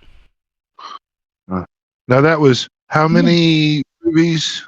500 rubies, worth 50 gold pieces each. Okay. Small pittance. Okay. I like rubies. So, that's cool. Yeah. So this makes 716 rubies. Nope. That's not the right one. I'm looking for the 50 gold pieces. The chest is worth 25,000 Here we gold. go. Yeah. This makes 672 gems worth 50 gold pieces each. So this is in thanks. In this chest with these 500 rubies in it, she tells you, she says, it is Skoedir isn't broke. we're not poor. But the fact of the matter is that because of the constant attacks from the fire giants, they haven't had anywhere to spend their money. You know, Goodman's wanting to know when the tattoo artist is coming through. Yeah. they have tattoo artists here. Well, we had a discussion, about all the Jarl's tattoos, said it was commemorative and all that shit. And God, I mean, it would be neat to have of a tattoo to go back home and show people, Okay. Yeah. They will happily tattoo a it's kind of a Celtic design marking your victory here in Skoedir. And they'll do it free of Sounds charge. wonderful. Anybody who wants one. Yeah. Goodman's gonna get one for sure. Okay. So over the right on his forehead. So over the course of the week, I gotta remove some some marks here. We're back to normal. So over the course of the week, of course, the horse, or I'm sorry, 2 weeks, the horse is nursed back to health. Jackson is healed back up. Everybody is healed back to their full hit points. And you guys generally get pretty good rest. You haven't had, there hasn't been any further fire giant attacks. You guys gave them a good enough bloody nose that they are not interested in immediately following that with a repeat. And so at the end of the 2 weeks, the horse is now healed up enough that it is rideable. Jackson has 2 different colored eyes and a scar that goes down the middle of one eye. And you are ready at this point to leave town unless there is something else you wanted to do in town. I'm good. Well, yeah, if I had 2 weeks, can we make a scroll or something? Yeah. I mean, you certainly have enough money for the materials. Yeah. Gotta make a haste scroll. Not a bad idea. So, I guess the first question. Haste is 3rd level, magic user. It's 3rd level. Okay, so then, and I always have to look this up. And these are fairly simple rules. The rules for magic item creation in Castles and Crusades is, I feel, a lot better, but they are more intricate. For instance, a wizard, or any magic using class for that matter, or even clerics and divine, cannot create any magic item if they are under 9th level. And then they have to make the decision. It's either going to cost you a shit ton of gold to make, to the point where you kind of start to ask yourself, is it even worth it? Or it costs some of your own experience to make the item. So that's funny. Yeah. So I mean, they severely limit it, and this is one of the ways that it explains why magic items are so special in the world. So, because most of these guys. Yes, that makes sense. So it'll cost you 3,000 gold pieces to create that scroll. Yeah, I think Brian has that in his notes. Yeah, I can take the 3,000 off the gold. Cool. Okay. Now that scroll allows me to not need a spell slot and be able to run around and cast. So, I mean, it's helpful. Yeah. But if we're gonna fuck around, I don't know if Alora or Mavis want to do any scrolls.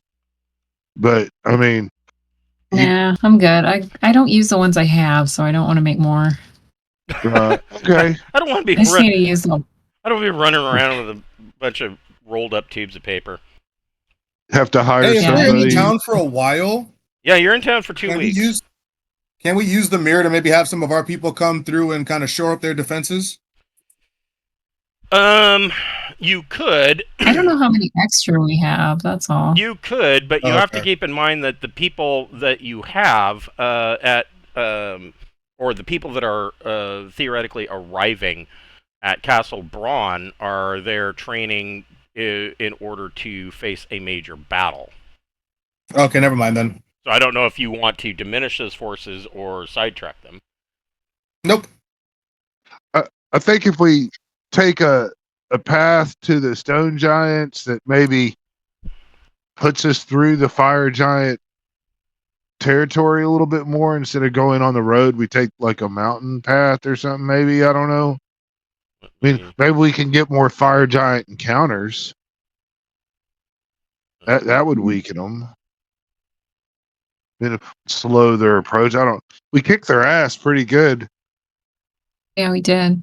Well, And we'll get experience. So, like I was saying before, if you were to make an attack and get closer to NR, it's going to be it's basically a suicide run because there is just so many fire giants up there that sooner or later you're going to be overrun. And of course, there are higher level fire giants up there too, the rulers and whatnot. So, You choose life. yeah, I wouldn't recommend it. That's something where you would be talking about, we're going to field an army and go to war, and it's not something that 9-player characters are going to solve. But so after 2 weeks, you have your scroll of haste and anything else that you are wanting to do, and you can move on. Now, I know that you wanted to stop at Crovag. Yeah. One, two. The stone giant people. So you That's make your way. You do come to the fortress of Crovag. And I have a description for this. I need to find it.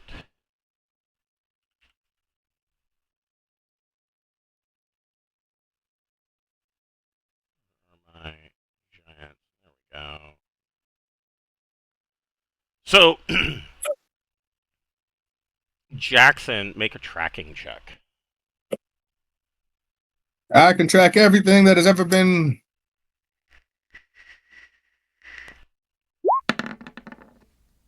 Yeah, and Goodman can roll a d6.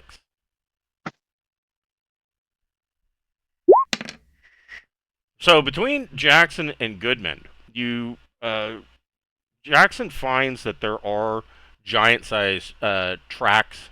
They all appear to be. I mean, they're in the snow and frost, and you climb up into the mountains. And Jackson determines that. I mean, obviously they're giant tracks. So one of the things that he notices is that they all appear to be barefoot.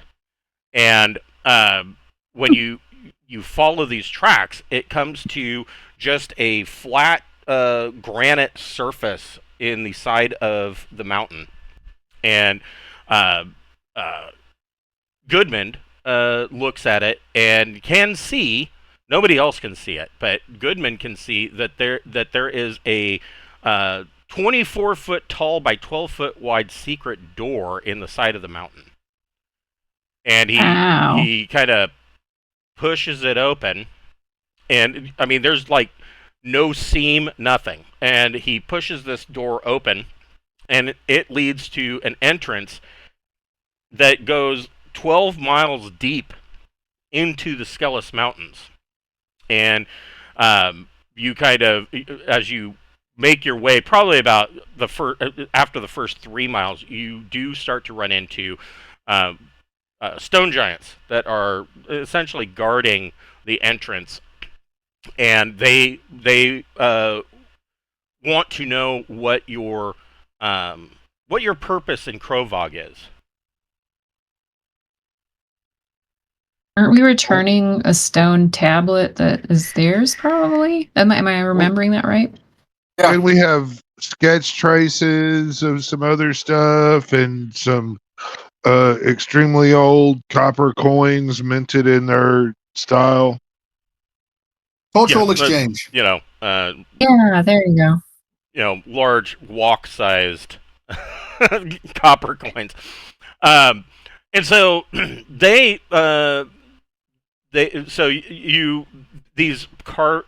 etchings and things that you've brought them came from Boover's Dollar, and that site was a sacred burial site for the ancient stone giants, and they have lost knowledge of where that site is, and so these guards it's like this mythical location for them, and these early guards that you run into offer to take you to see their leaders. You learn that Crovag isn't, unlike other giant strongholds, there is no central leadership. They don't have a king, queen, or jarl, but is instead a cooperative democracy.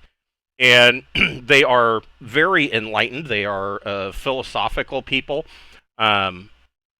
Stone giants in general have a neutral alignment, but they all meet and discuss, and then decide which direction they go. They do have a good relationship with the dwarves, and but because they're stone giants, they hate Durgar, and they have a hard time deciphering between dwarves and Durgar. So when they hate the Durgar because the Durgar are constantly what they call ruining the mountains, They are despoilers of the stone.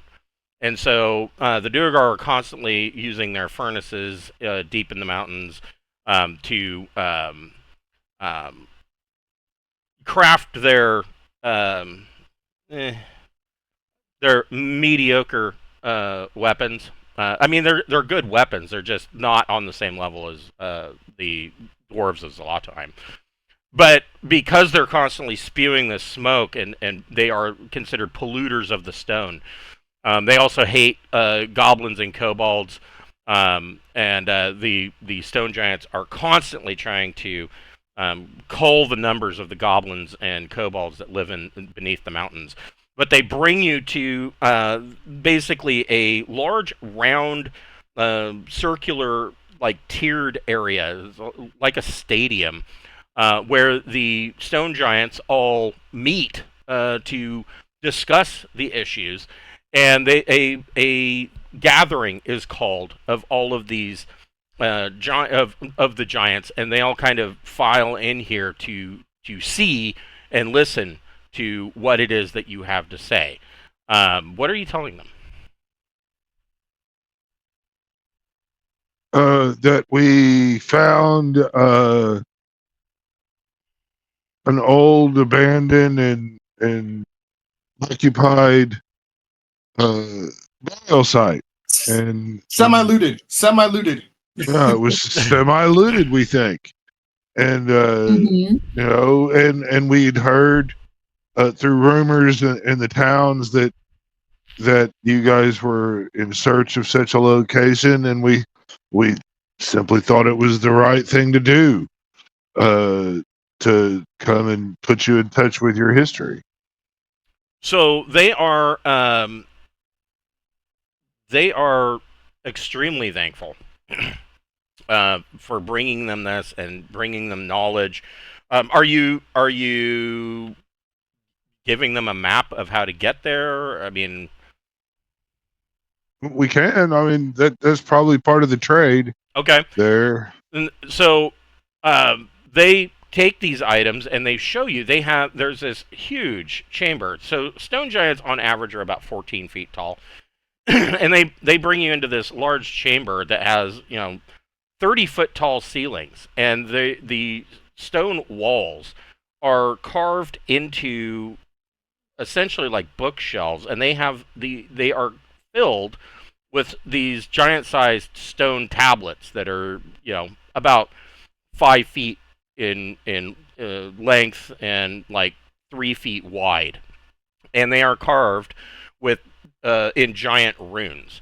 And you can see stone giants are chroniclers. They have written down forgotten histories of the known world. It is known that giants in Stagina were here before the event known as the Reckoning, when the planes actually physically crashed into one another, which brought the Council of the 12 Elder Gods to the known world.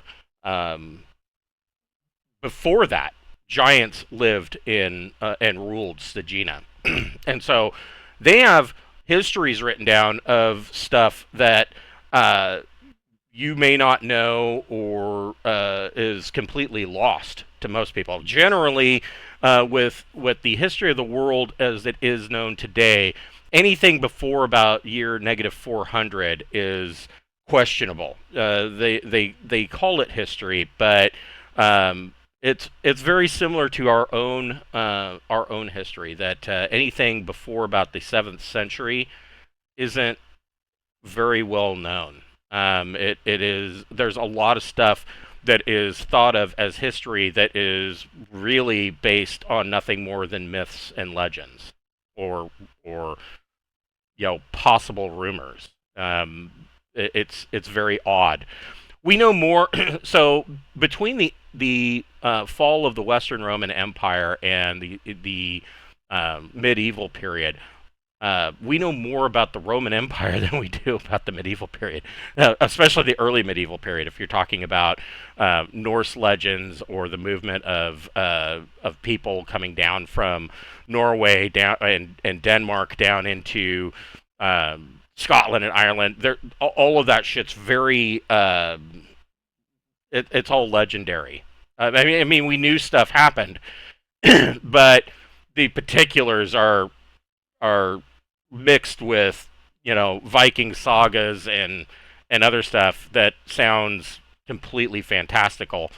And like all of it, there is a grain of truth there somewhere. But the stone giants have been around all that time, and so they have written everything down on these stone tablets. Of course, it is from the viewpoint of the stone giants, and it would be from the viewpoint of them living here in Stagina. So particulars like, for instance, the story of Saint Soman, or him killing his beloved Cassiandria, who was a succubus. Though they wouldn't know anything about that, but they can tell you what life was like here in Stagina before the Reckoning. So, I mean, if there's any information that you want to gather, you could spend some time here. They are so thankful for you that you are now considered friends of the stone giants, and you can research anything that you want. The obvious side of that is that you would have to speak giant in order to read them. We have the capability, I believe. Oh, that's true. You have a helm of languages or something like that, or a hat of languages. Yeah, that's right. We do. No. Is there anything really obvious we should look up? I'm trying to. I'm sorry. Well, I mean, you want to know. Possibly the location of that fucking hammer or whatever. Oh yeah. Yeah. Our main goal that we forgot about. So, see, I knew there was something like that we should really be looking up. I just couldn't bring it to mind. So the stone giants have it listed as a burial site, and it is up here. But they have listed quite a bit more information than you found previously. So according to their tales that they have written down, the Archangel, fuck, what was her name? I created her. How do You I not know. remember her name? Created a lot of things. Damrizel. The Archangel Damrizel, they record it as kind of a Tunguska blast event. This meteorite came down and crashed into the known world. And from what you gather, Skoedir did not look the way it looks now back then. It wasn't. It was, of course, colder, but there was no great inland sea. There was no Frosthelm Sea, and it just kind of all went clear to the polar ice caps. And of course, the further north you got, the colder and colder it got until you were in the polar ice caps. When Damrizel struck, it went off like, 500 atomic bombs and rearranged all of Skoedir, creating the Great Inland Sea. It shattered the landmass north of Olafsveller, and the sea rushed in to form the Frosthelm Sea. The weather patterns completely changed. The city of Jotunheim fell into the earth and vanished. And not only did it destroy the Archdevil's armies that were in this region, well, it didn't destroy them. It was the beginning of their destruction. It took out a large amount of them, but it also destroyed a lot of the people here too. And the chronicles of the Stone Giants directly state this is a perfect example. So the archdevils that the coming of the three archdevils that ruled the known world were allowed to do so for almost 150 years, and the gods did nothing. And the standpoint of the gods was that the mortals need to take care of their own shit, right? And finally, after 150 years, which is nothing to a god, the gods looked at it and said, well, the mortals are not taking care of it.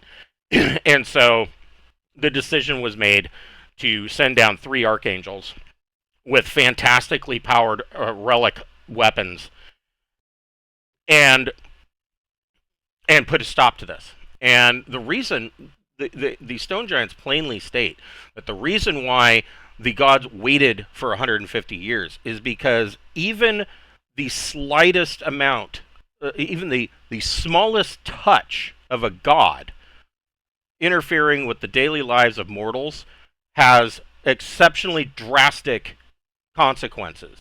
And this is an example of that. It lists many not just stone giants, but many giants died in this strike. And it states that in all the other histories that you've heard or tales that you've been told, they list it as a burial site. And the assumption is that on impact, this was a great sacrifice for the Archangel Damrizel, that she died, if archangels can be killed. But that's not what is stated by the Stone Giants. The Stone Giants write that deep beneath the earth, in a frozen cavern, you can find Damrizel frozen for all time. It does not state that she's dead. It says frozen for all time.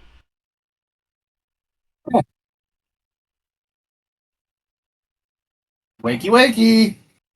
Yeah, well, I mean, are we able to figure out a location on where that might be? Yeah, it is marked like right up here. I can't see that map. I'm still seeing this town. Yeah, I am too, actually. Yeah. That's really weird. I moved you guys over here. Can you see it now? No, Nope. Mm-mm. What the fuck? I'm seeing Skoedir. Move it again. How about now? No, Nope.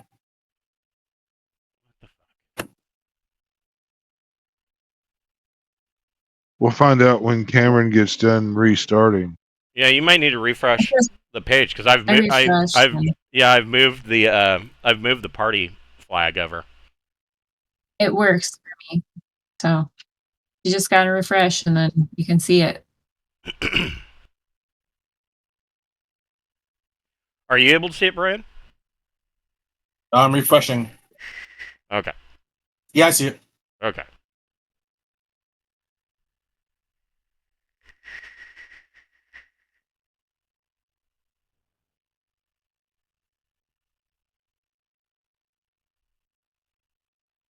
Oh, I see it now. Yeah. Okay. So up here is where this burial site is said to be, and it does state that the chronicles do state that the kings and queens of Olafsveller, the rulers, the human rulers, or they just state them as human rulers, but I mean often it's a gargantua half giant. The human rulers of Olafsveller have been forever tasked with protecting the site, meaning that you will need permission from King Kisping in order to journey there.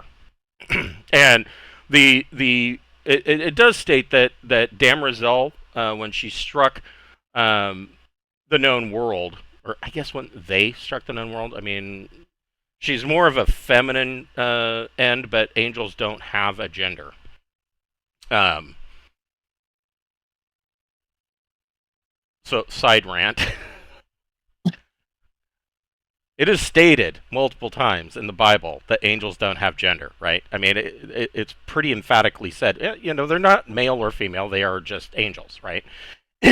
Which then begs the question of how the fuck did they come down and have sex with human mortal women to give rise to the giants that God then said, okay, well, you know, fuck these guys, we're going to have to do a flood. If they have no gender, how did they accomplish this? Yeah. Because they're angels. Right. You know, it doesn't have to make sense. Good Lord. So it does state that Damrizel, when she struck, she basically came down head first with her arm out in front of her or over her head, you know, upside down, wielding Donnerschlager, otherwise known as the hammer of the god Janus. Right. And so it doesn't state it blatantly, but it can be assumed that if she is frozen for all time, so's the hammer, which is what you're after. That is one of the relics that Tassadantulus, along with the armor of the Raven, the hammer of Janus, known as Donnerschlager, is what you have been told you should wield. The second relic that will assist you in destroying the Archdevil Vuslax. And so, well, I mean, they said she was dead, then they said frozen for all time. Sounds to me like nobody knows what's actually the truth. We'll figure it out when we get there. Yeah, the Stone Giants of Crovag are the only ones that are saying frozen for all time. Everybody else just assumed that there was. It does state that she made a great sacrifice in being frozen for all time. All of the other histories are just like, yeah, the god Janus sacrificed his archangels in the hammer strike of the gods, and the assumption with everybody is that when they hit, bam, they're dead. But they basically hit like a asteroid impact. The assumption being that impact killed the angel, but that is not necessarily true. At least that's not what the Stone Giants said. We're also seeking tomes of knowledge. Preferably ones that that we spend time studying and we get levels, more power, more knowledge. You're looking for those. Yeah. I mean, if he knows we're a stash of 20, 30, 50 of those. Naturally. Well, they only work once. It doesn't matter how many of them. That's why. I mean, each one only works once, right? No, the magic from the tome, you can find 3 that will increase your dexterity by 1 or 2. Only the first one's going to have any effect. But All right. Well, we still have several characters that could benefit from that, though. go ahead and That roll a. How long are you spending in Crovag? How many days? Man, How long is it going to take me to learn their alcohol? Yeah, I mean, if we're I don't know friends that of stone them giants are big drinkers. Shit. Stone giants kind of Everybody's seem a like drinker. teetotalers to me. Oh man. All right, they got kombucha. What's the kombucha? I don't know. if they're, It all tastes like Metamucil. It's all gritty and shit. I mean, if we're Oh, no. studying and getting information and all of that, I mean, the question is, how long should we stay until we get? I mean, knowing anything you about could be here for an entire year and not get all of the knowledge out of this library. They have, Yeah. your history generally, the history that is considered the written history of the known world goes only Mhm. back to the Reckoning, so about 2,000 years. It is well known that there was shit here before the Reckoning, but nobody has any inkling as to what was here.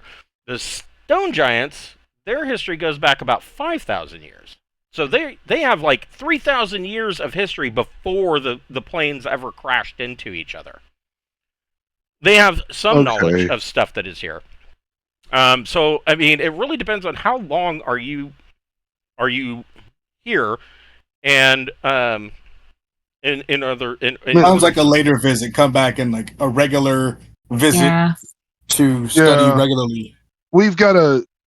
We can't stay longer than a day or two. Probably we need to get and hit this other dungeon and then go to Olafsveller. Just get permission to go to, and he's going to send us on a big raid or something that we'll have to go do. What about magic weapons? Ammo. No, Olafsveller is a whole other fucking thing, man. So, I am actually excited for you guys to get to Olafsveller. You're gonna lose your damn minds. All right then. What about like weapons, armor? I will allow anything everybody to make a D6 roll. Every character. If you're spending 1 or 2 days in Crovag. that include Miro? No. Who got out of Wes's characters? Who got the 1? That would be Goodman. Okay. Nothing for Dentry or Jackson. Does 2 get anything? Yes, it does. Okay, so So who got the 2? Mavis and Peppermint. Oh, so we got 3 that came up. Goodman does find an item. I will do Goodman first. Let me find it.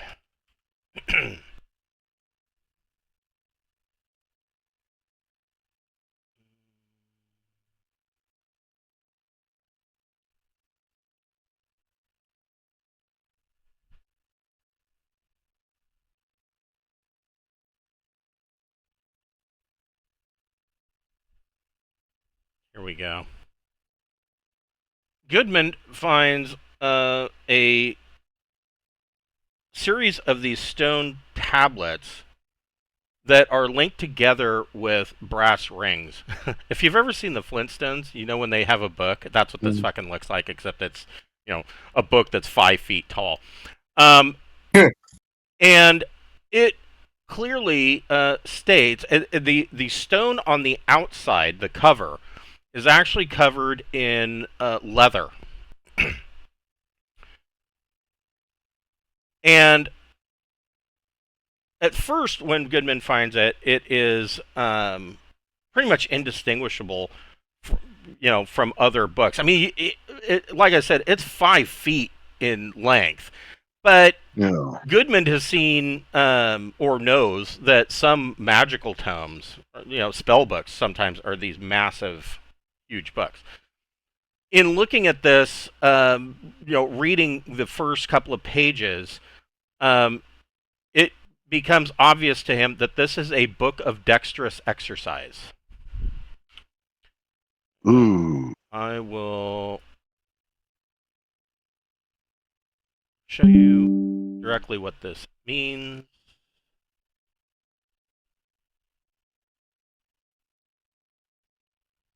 Raise your dexterity score.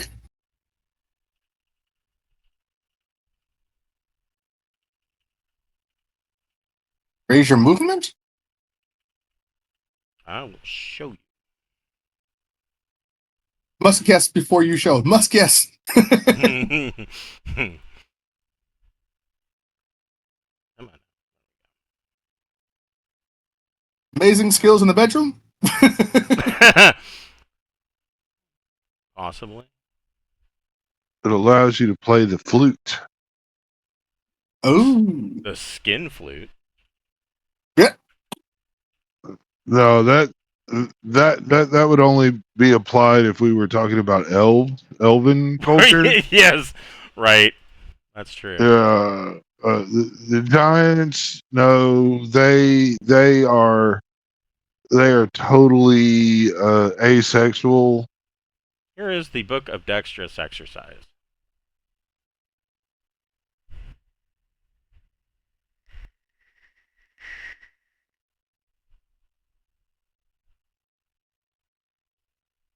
So somebody can get 1 point of dex. So, Are any of our highly dexterous people close to another level? I will be right back. well, what is Jackson's dex? 8. So he's not going to get anything off of that. Going to a 9 wouldn't do it. No, I think it's only even numbers. I can't remember. Yeah. I'm What looking about at the book right Dentry? now. Dentry's at what the hell is Dentry at? Dentry's dex is 11. Oh, that might help 12. then. Yeah, let's see. I mean, I know. All the ladies I know. have I even- know. Jackson has shitty dex. What is what is Jackson's dex? 8. Oh, a 9 would take it to a non-modifier, 9 to 12. 9 to 12 gives you a 0 modifier. So Then there, Correct. Jackson gets it. Yeah, he would get the most benefit out of it. Yeah, Jackson with his non-archery having ass. The ranger with no archery skills. Yeah, and the hampered AC. I think he's the smartest one to put it in his hands. I mean, technically speaking, and let me. I want to double check this because I haven't even considered this. Let's see, ranger. So yeah, ranger's prime requisite is strength.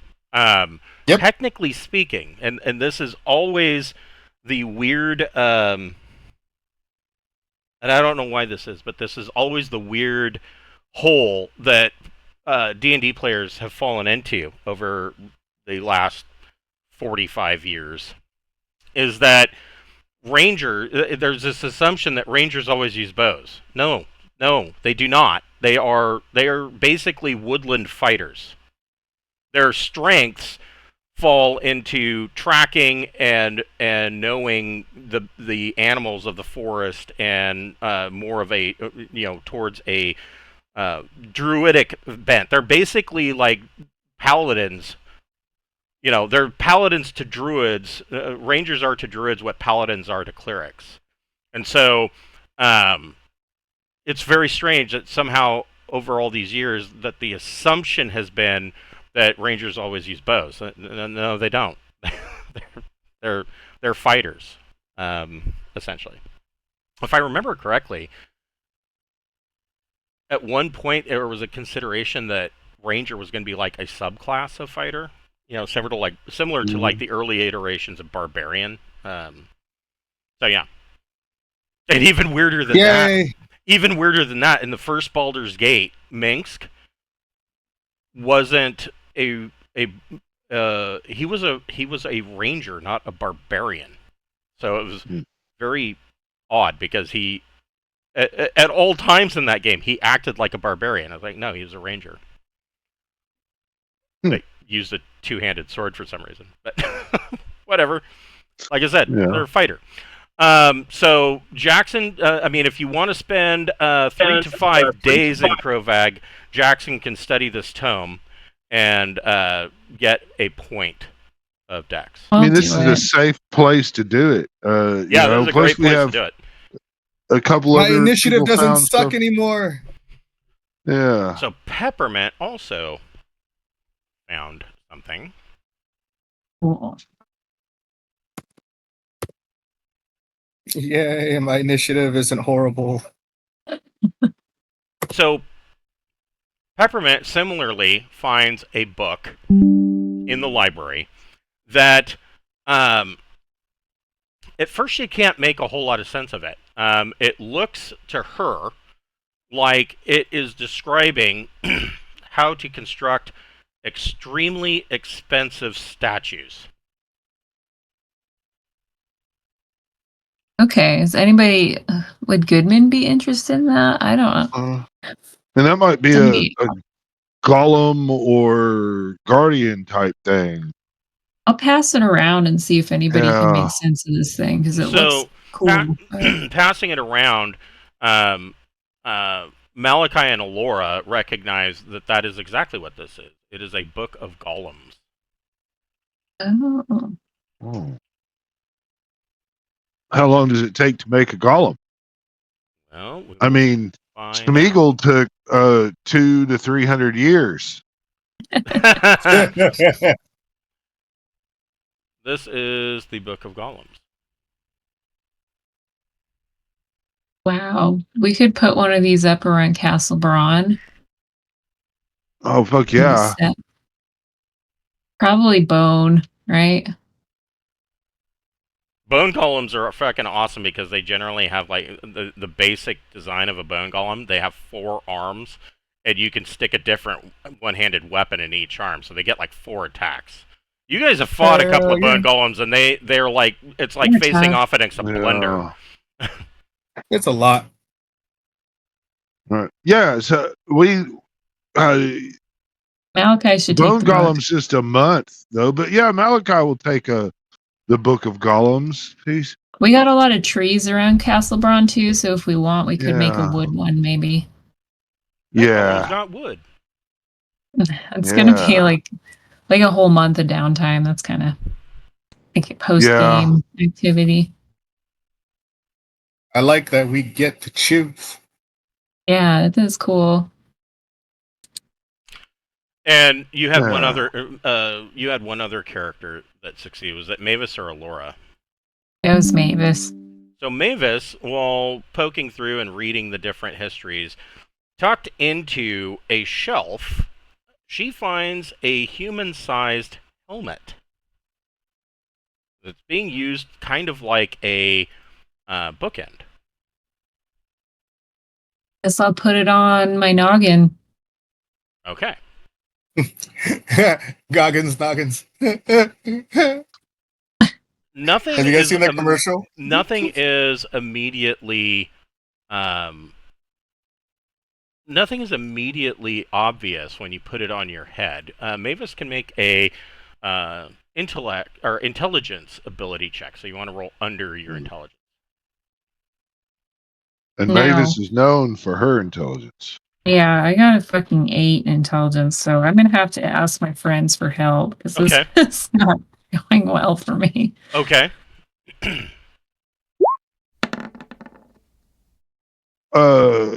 Malachi got well under his intelligence. Okay. Oh, cool. So Malachi looks this thing over, and it looks like it is pretty much. It looks like it's made of bronze, and it looks very, very old. And looking this thing over, Malachi can discern that there are very faint etchings in the bronze around this helmet that look like they depict fish and waves. Um, you really have to look close because it's so old that these etchings have been worn down over time. And he determines that this is a helm of underwater action. Oh, wow. Hmm. It has a retractable mouthpiece that will allow you to breathe underwater and allow That's you cool. to move normally.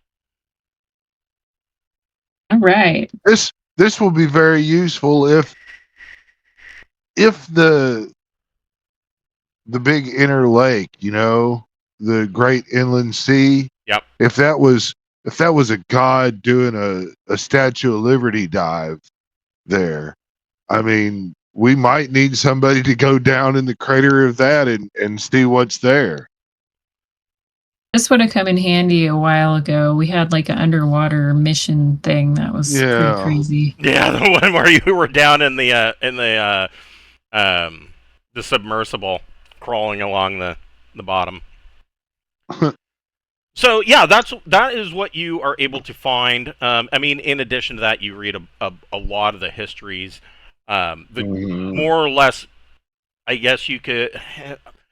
I don't want to say the true histories of Stagina, mostly because truth is really, there's a difference between truth and facts. Truth is Yep. dependent on who is telling you. Their truth can be different than what the facts are. Mhm. And I mean, there's no bigger place that you will find that than X. Oh my God, those people.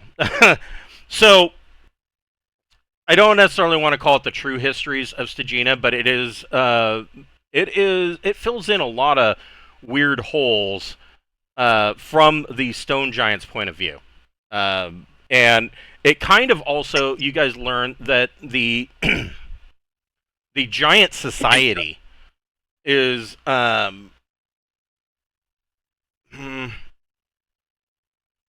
they giants consider themselves one people, but they are casted. So that gives you fire giants and stone giants and whatnot. With cloud and storm giants being at the very top, and with other giant races, Ettins and or Eatons and even trolls and hill giants especially. Hill giants are the bottom rung, and then there are below them. You've got trolls and Eatons and ogres even if you can imagine anything beneath a hill giant. But the giants do consider hill giants to be a part of their master race. But the other thing that you find is that there was, I wouldn't say a great war, but there was conflict in the north between the giant races and dragons. Not a great war, not like what you saw in the time before times in the Forgotten Realms, for instance. There wasn't this cataclysmic war, but there was conflict between the two races, and it appears that the giants have been here nearly as long as the dragons. But Wow. I mean, that's just a little piece of background lore. So you guys are ready to move on. And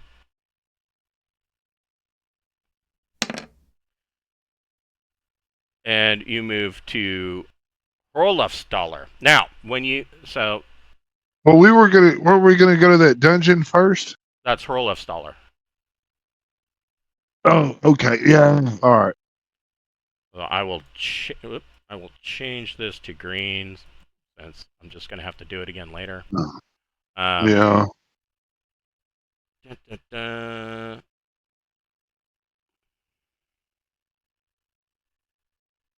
There it is. Like, I wrote this damn thing. Where is it? I don't know. I'm not happy with the way I did. My apologies to everybody who bought Stagina, the Land of Ice and Plunder. I personally am not happy with the way I did the contents. I find it a pain in the ass to find exactly what I'm looking for. So you have my apologies. So you leave Crovag. The Stone Giants are considered, you are friends of the Stone Giants. With the, of course, the caveat that they openly admit to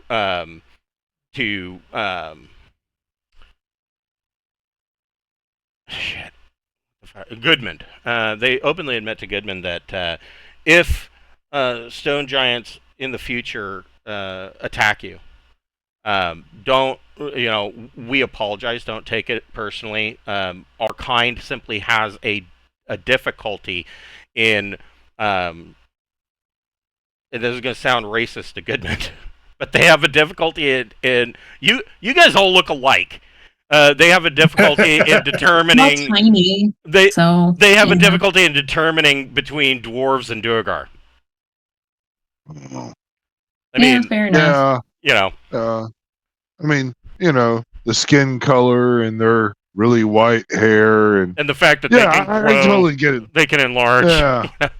Yeah, I totally understand. And he's kind of like rolling his eyes like, yeah, that makes sense. I mean, if they had different shaped eyes or something, maybe. Yeah. So you leave Crovag and you head down the or up. I guess it would be up. You head along the Eastern Tradeway, and you come to a point.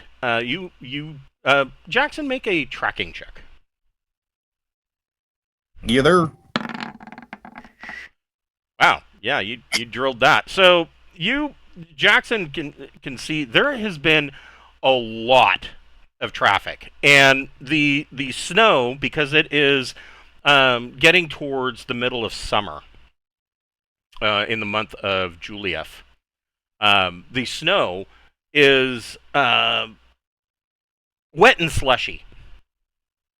I mean, this far north, it's still deep, but it's not the nice powdery snow, the dry snow that you encountered when you first entered Stagina in the late spring months.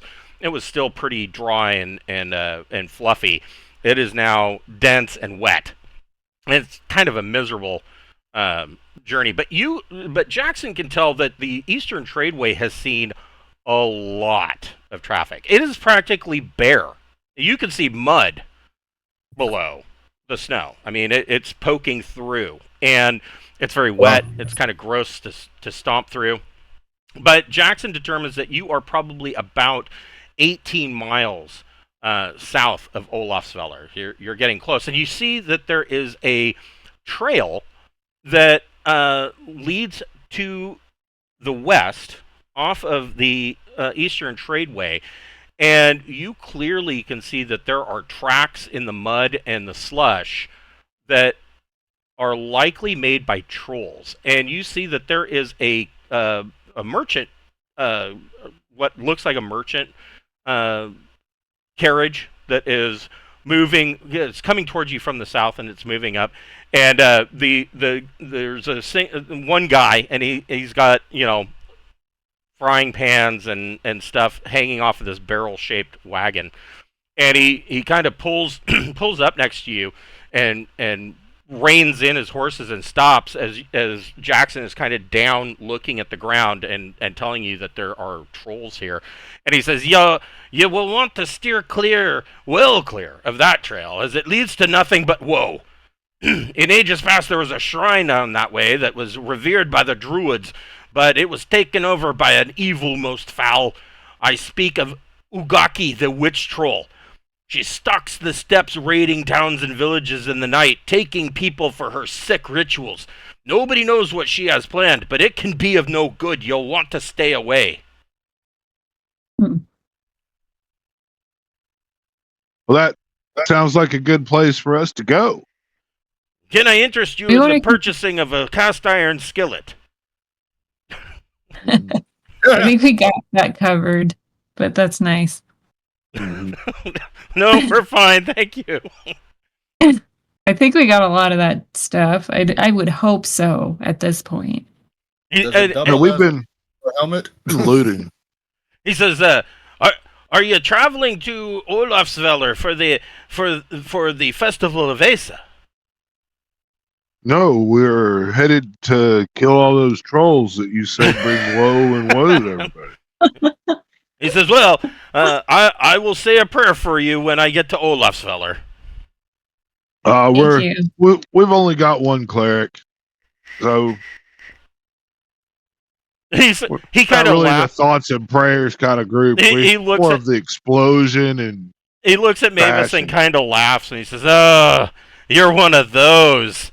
Oh, yes. You're the new faith has no real power here in Stagina. Ah, silly people. You must be foreigners.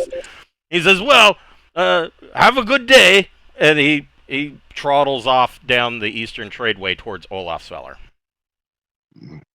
Well, Mavis didn't quite catch his joke, so she'll laugh along like stupidly. Oh, Mavis, you're blonde, aren't you? She's a ginger. I don't know. Oh, she's a ginger. Well, I mean, isn't ginger like a race option? They're like a whole other thing. I tried to look up why it was called ginger, and everything was like, oh, it's because of the orange color of the ginger root. I'm like, I cut up ginger root all the time. It's not orange at all. What the fuck is Yeah. everybody talking about? So I Obviously, literally don't know why it's called. ginger's the wrong term because they all taste like strawberries, right? I mean, You know what is orange is turmeric. So I'm like, that's true. is it a misunderstanding or something? Yeah. I Right? have no idea why it's called that. Let's see. That's the wrong one. Da, da, da. I need to throw up a new map, and then we'll get you to the entrance here. I think there's 2 maps. Trying to remember what I wrote.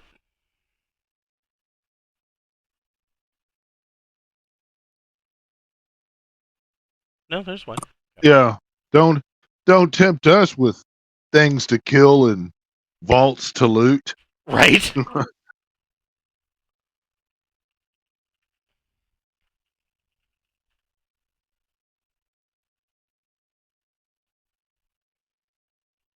Right. This can go. Gonna have to redo it anyways.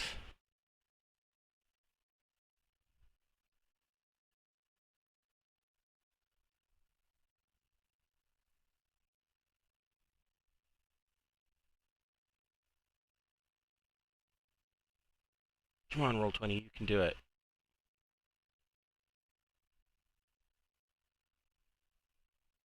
Yes. There we go. Do we have to reset again? Yeah, I already killed the no, yeah, well, maybe, I don't know. We'll see. I was gonna say I already Yeah. reset. I killed the initiative order because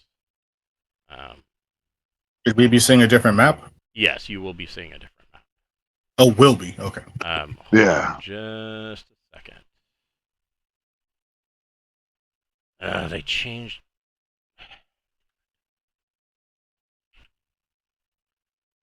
This should be.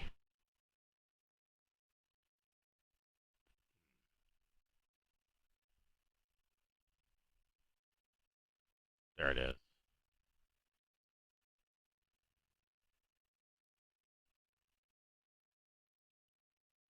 And that's fucking faint. Not exactly what I wanted. They changed the settings where you can change the grid size and the opacity of the grid. That'll do. That'll do, donkey. And I will throw you guys down here. All right. And now I shall move you, and hopefully you see the new map. Yeah. Okay. So you follow this muddy trail that's about 15 feet wide, and it actually goes about 6 miles west off of the Eastern Tradeway. And you follow it to a very dead, old, nearly petrified. It's hard to tell if it's petrified or if it's so frozen through and in the middle of a thaw. It's hard to tell the difference between the two. That looks like the center of the tree has been split down the middle by lightning. And the roots of the tree, it is so old, dead, and gnarled. The roots of the tree come up and kind of out of the ground, almost like a spider's legs around this old, gnarled tree. And these gnarled roots are kind of exposed. And you can see that through the center of these, at the base of the tree and through the gnarled roots that are jutting up from the ground, you can see that there is a cave that goes inside. But even before I mean, this is obviously one of the most notable things, but other people are in your party are noticing that there are strange totems that are set up around here. There are these weird like wood carved statues that appear to have been they at first you think they're like stained with like a wood stain until you get closer and realize that they are a deep maroon color. They're all stained with blood, and there's like, you know, feathers hanging off of them or little skulls, or, you know, in a couple of places you see that they are actually shrunken heads with the eyes and mouth sewn shut that are hanging from leather thongs from these totems. Everybody can make a wisdom ability check.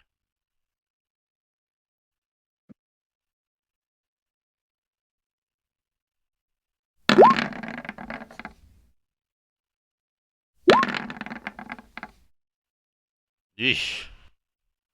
Goodman. Goodman got it? Good. Perfect. Let me...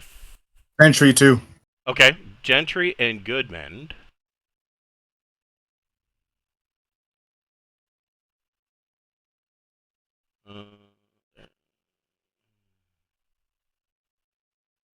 Lauren Mavis made it too. Excellent. Yeah, It's got to be that witch troll. Yeah, that's what I'm thinking. But he's adding shit.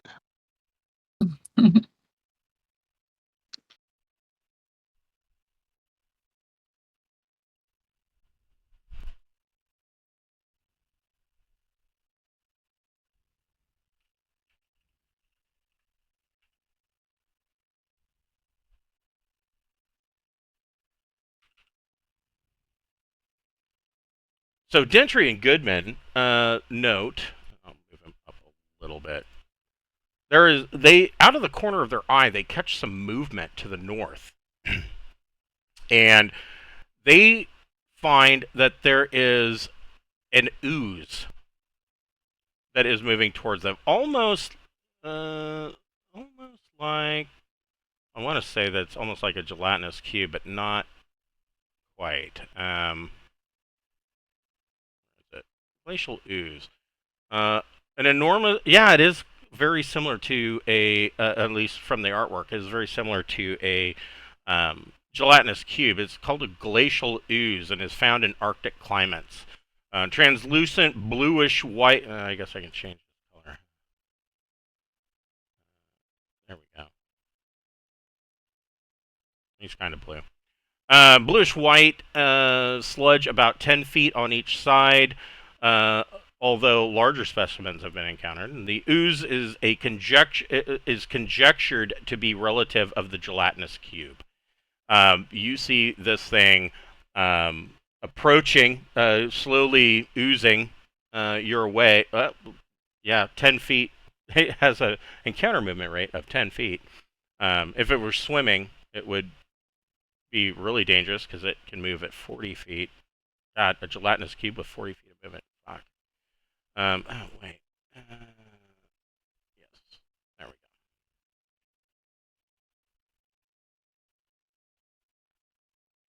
And that is where we will pick up next week. We'll start with you guys rolling initiative and dealing with the hungry ooze. Let me give you guys some XP. Let's see here. You guys got a shit ton of XP is what you did. So,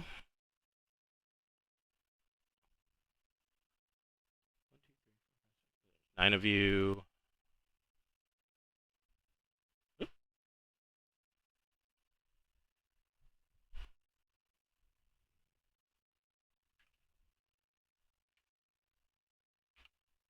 Everybody gets 3,756 XP. Nice. Awesome. Thank you, good sir. You are very Thank welcome. you. Every little bit, every week, you get a little bit closer to that massive mark where Dentry can level up again. It really. It's Jackson. Yeah. Jackson's got a forever haul. Dentry is like so close to the next level of Knight. Yeah. His fighter level is going to be a while, but his Knight level is so close. Yeah.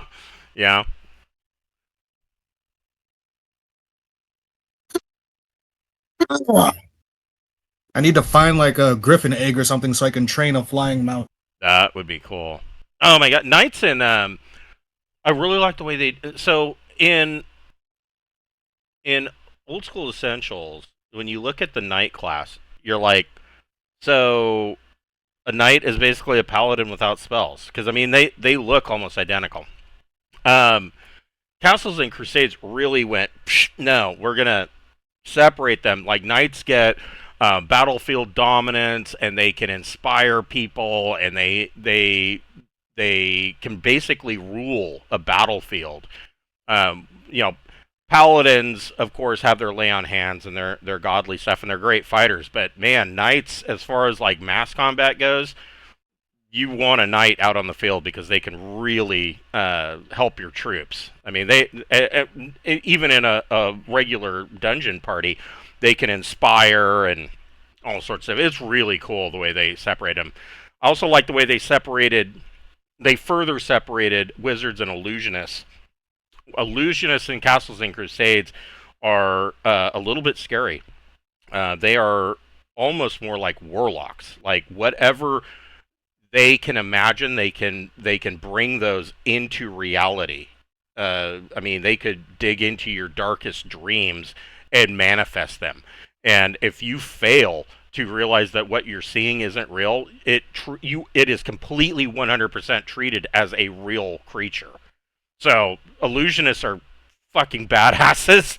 I'm looking forward to when we get through this and letting you guys actually see it, because I just ran another big game on Sunday in person.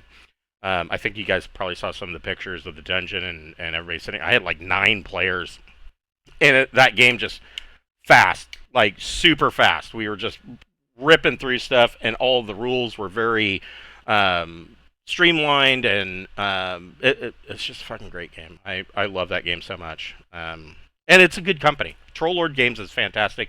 Steven Chenault, I love the guy. He's just an awesome individual. I can't say enough good things about them.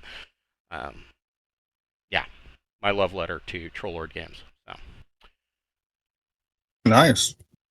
So yeah.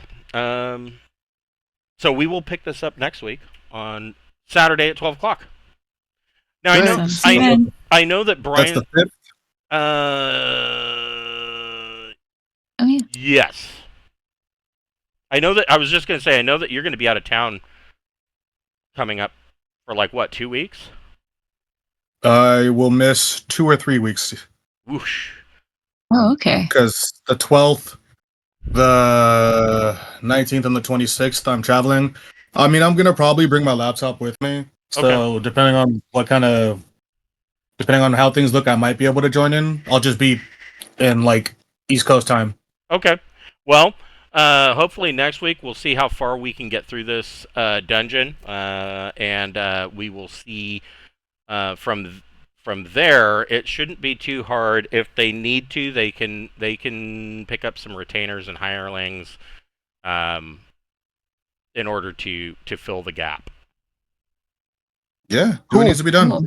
So All right. what you You might guys know I'm never one to hold you guys up. what you might want to Right. do is, if you have a text file with your money and whatnot that you've been tracking, you might want to make a copy of that and maybe post it to the Facebook group, the messenger group, so that either Wes or Cameron have access to it, so that we know, what's in there and what can be spent and where to save it to. For sure. And then Yeah. Cool. once you come back, they can send you the updated file. For sure. Cool. I usually just keep it in the treasure section of Dentry's sheet because he has no like real wealth of his own. Oh, okay. He's like, so I'll just copy and paste that part. Okay, cool. Cool. Perfect. I will see you guys next week. Have a good one. Yeah, You thank too. you. Have a good one, Bye. guys.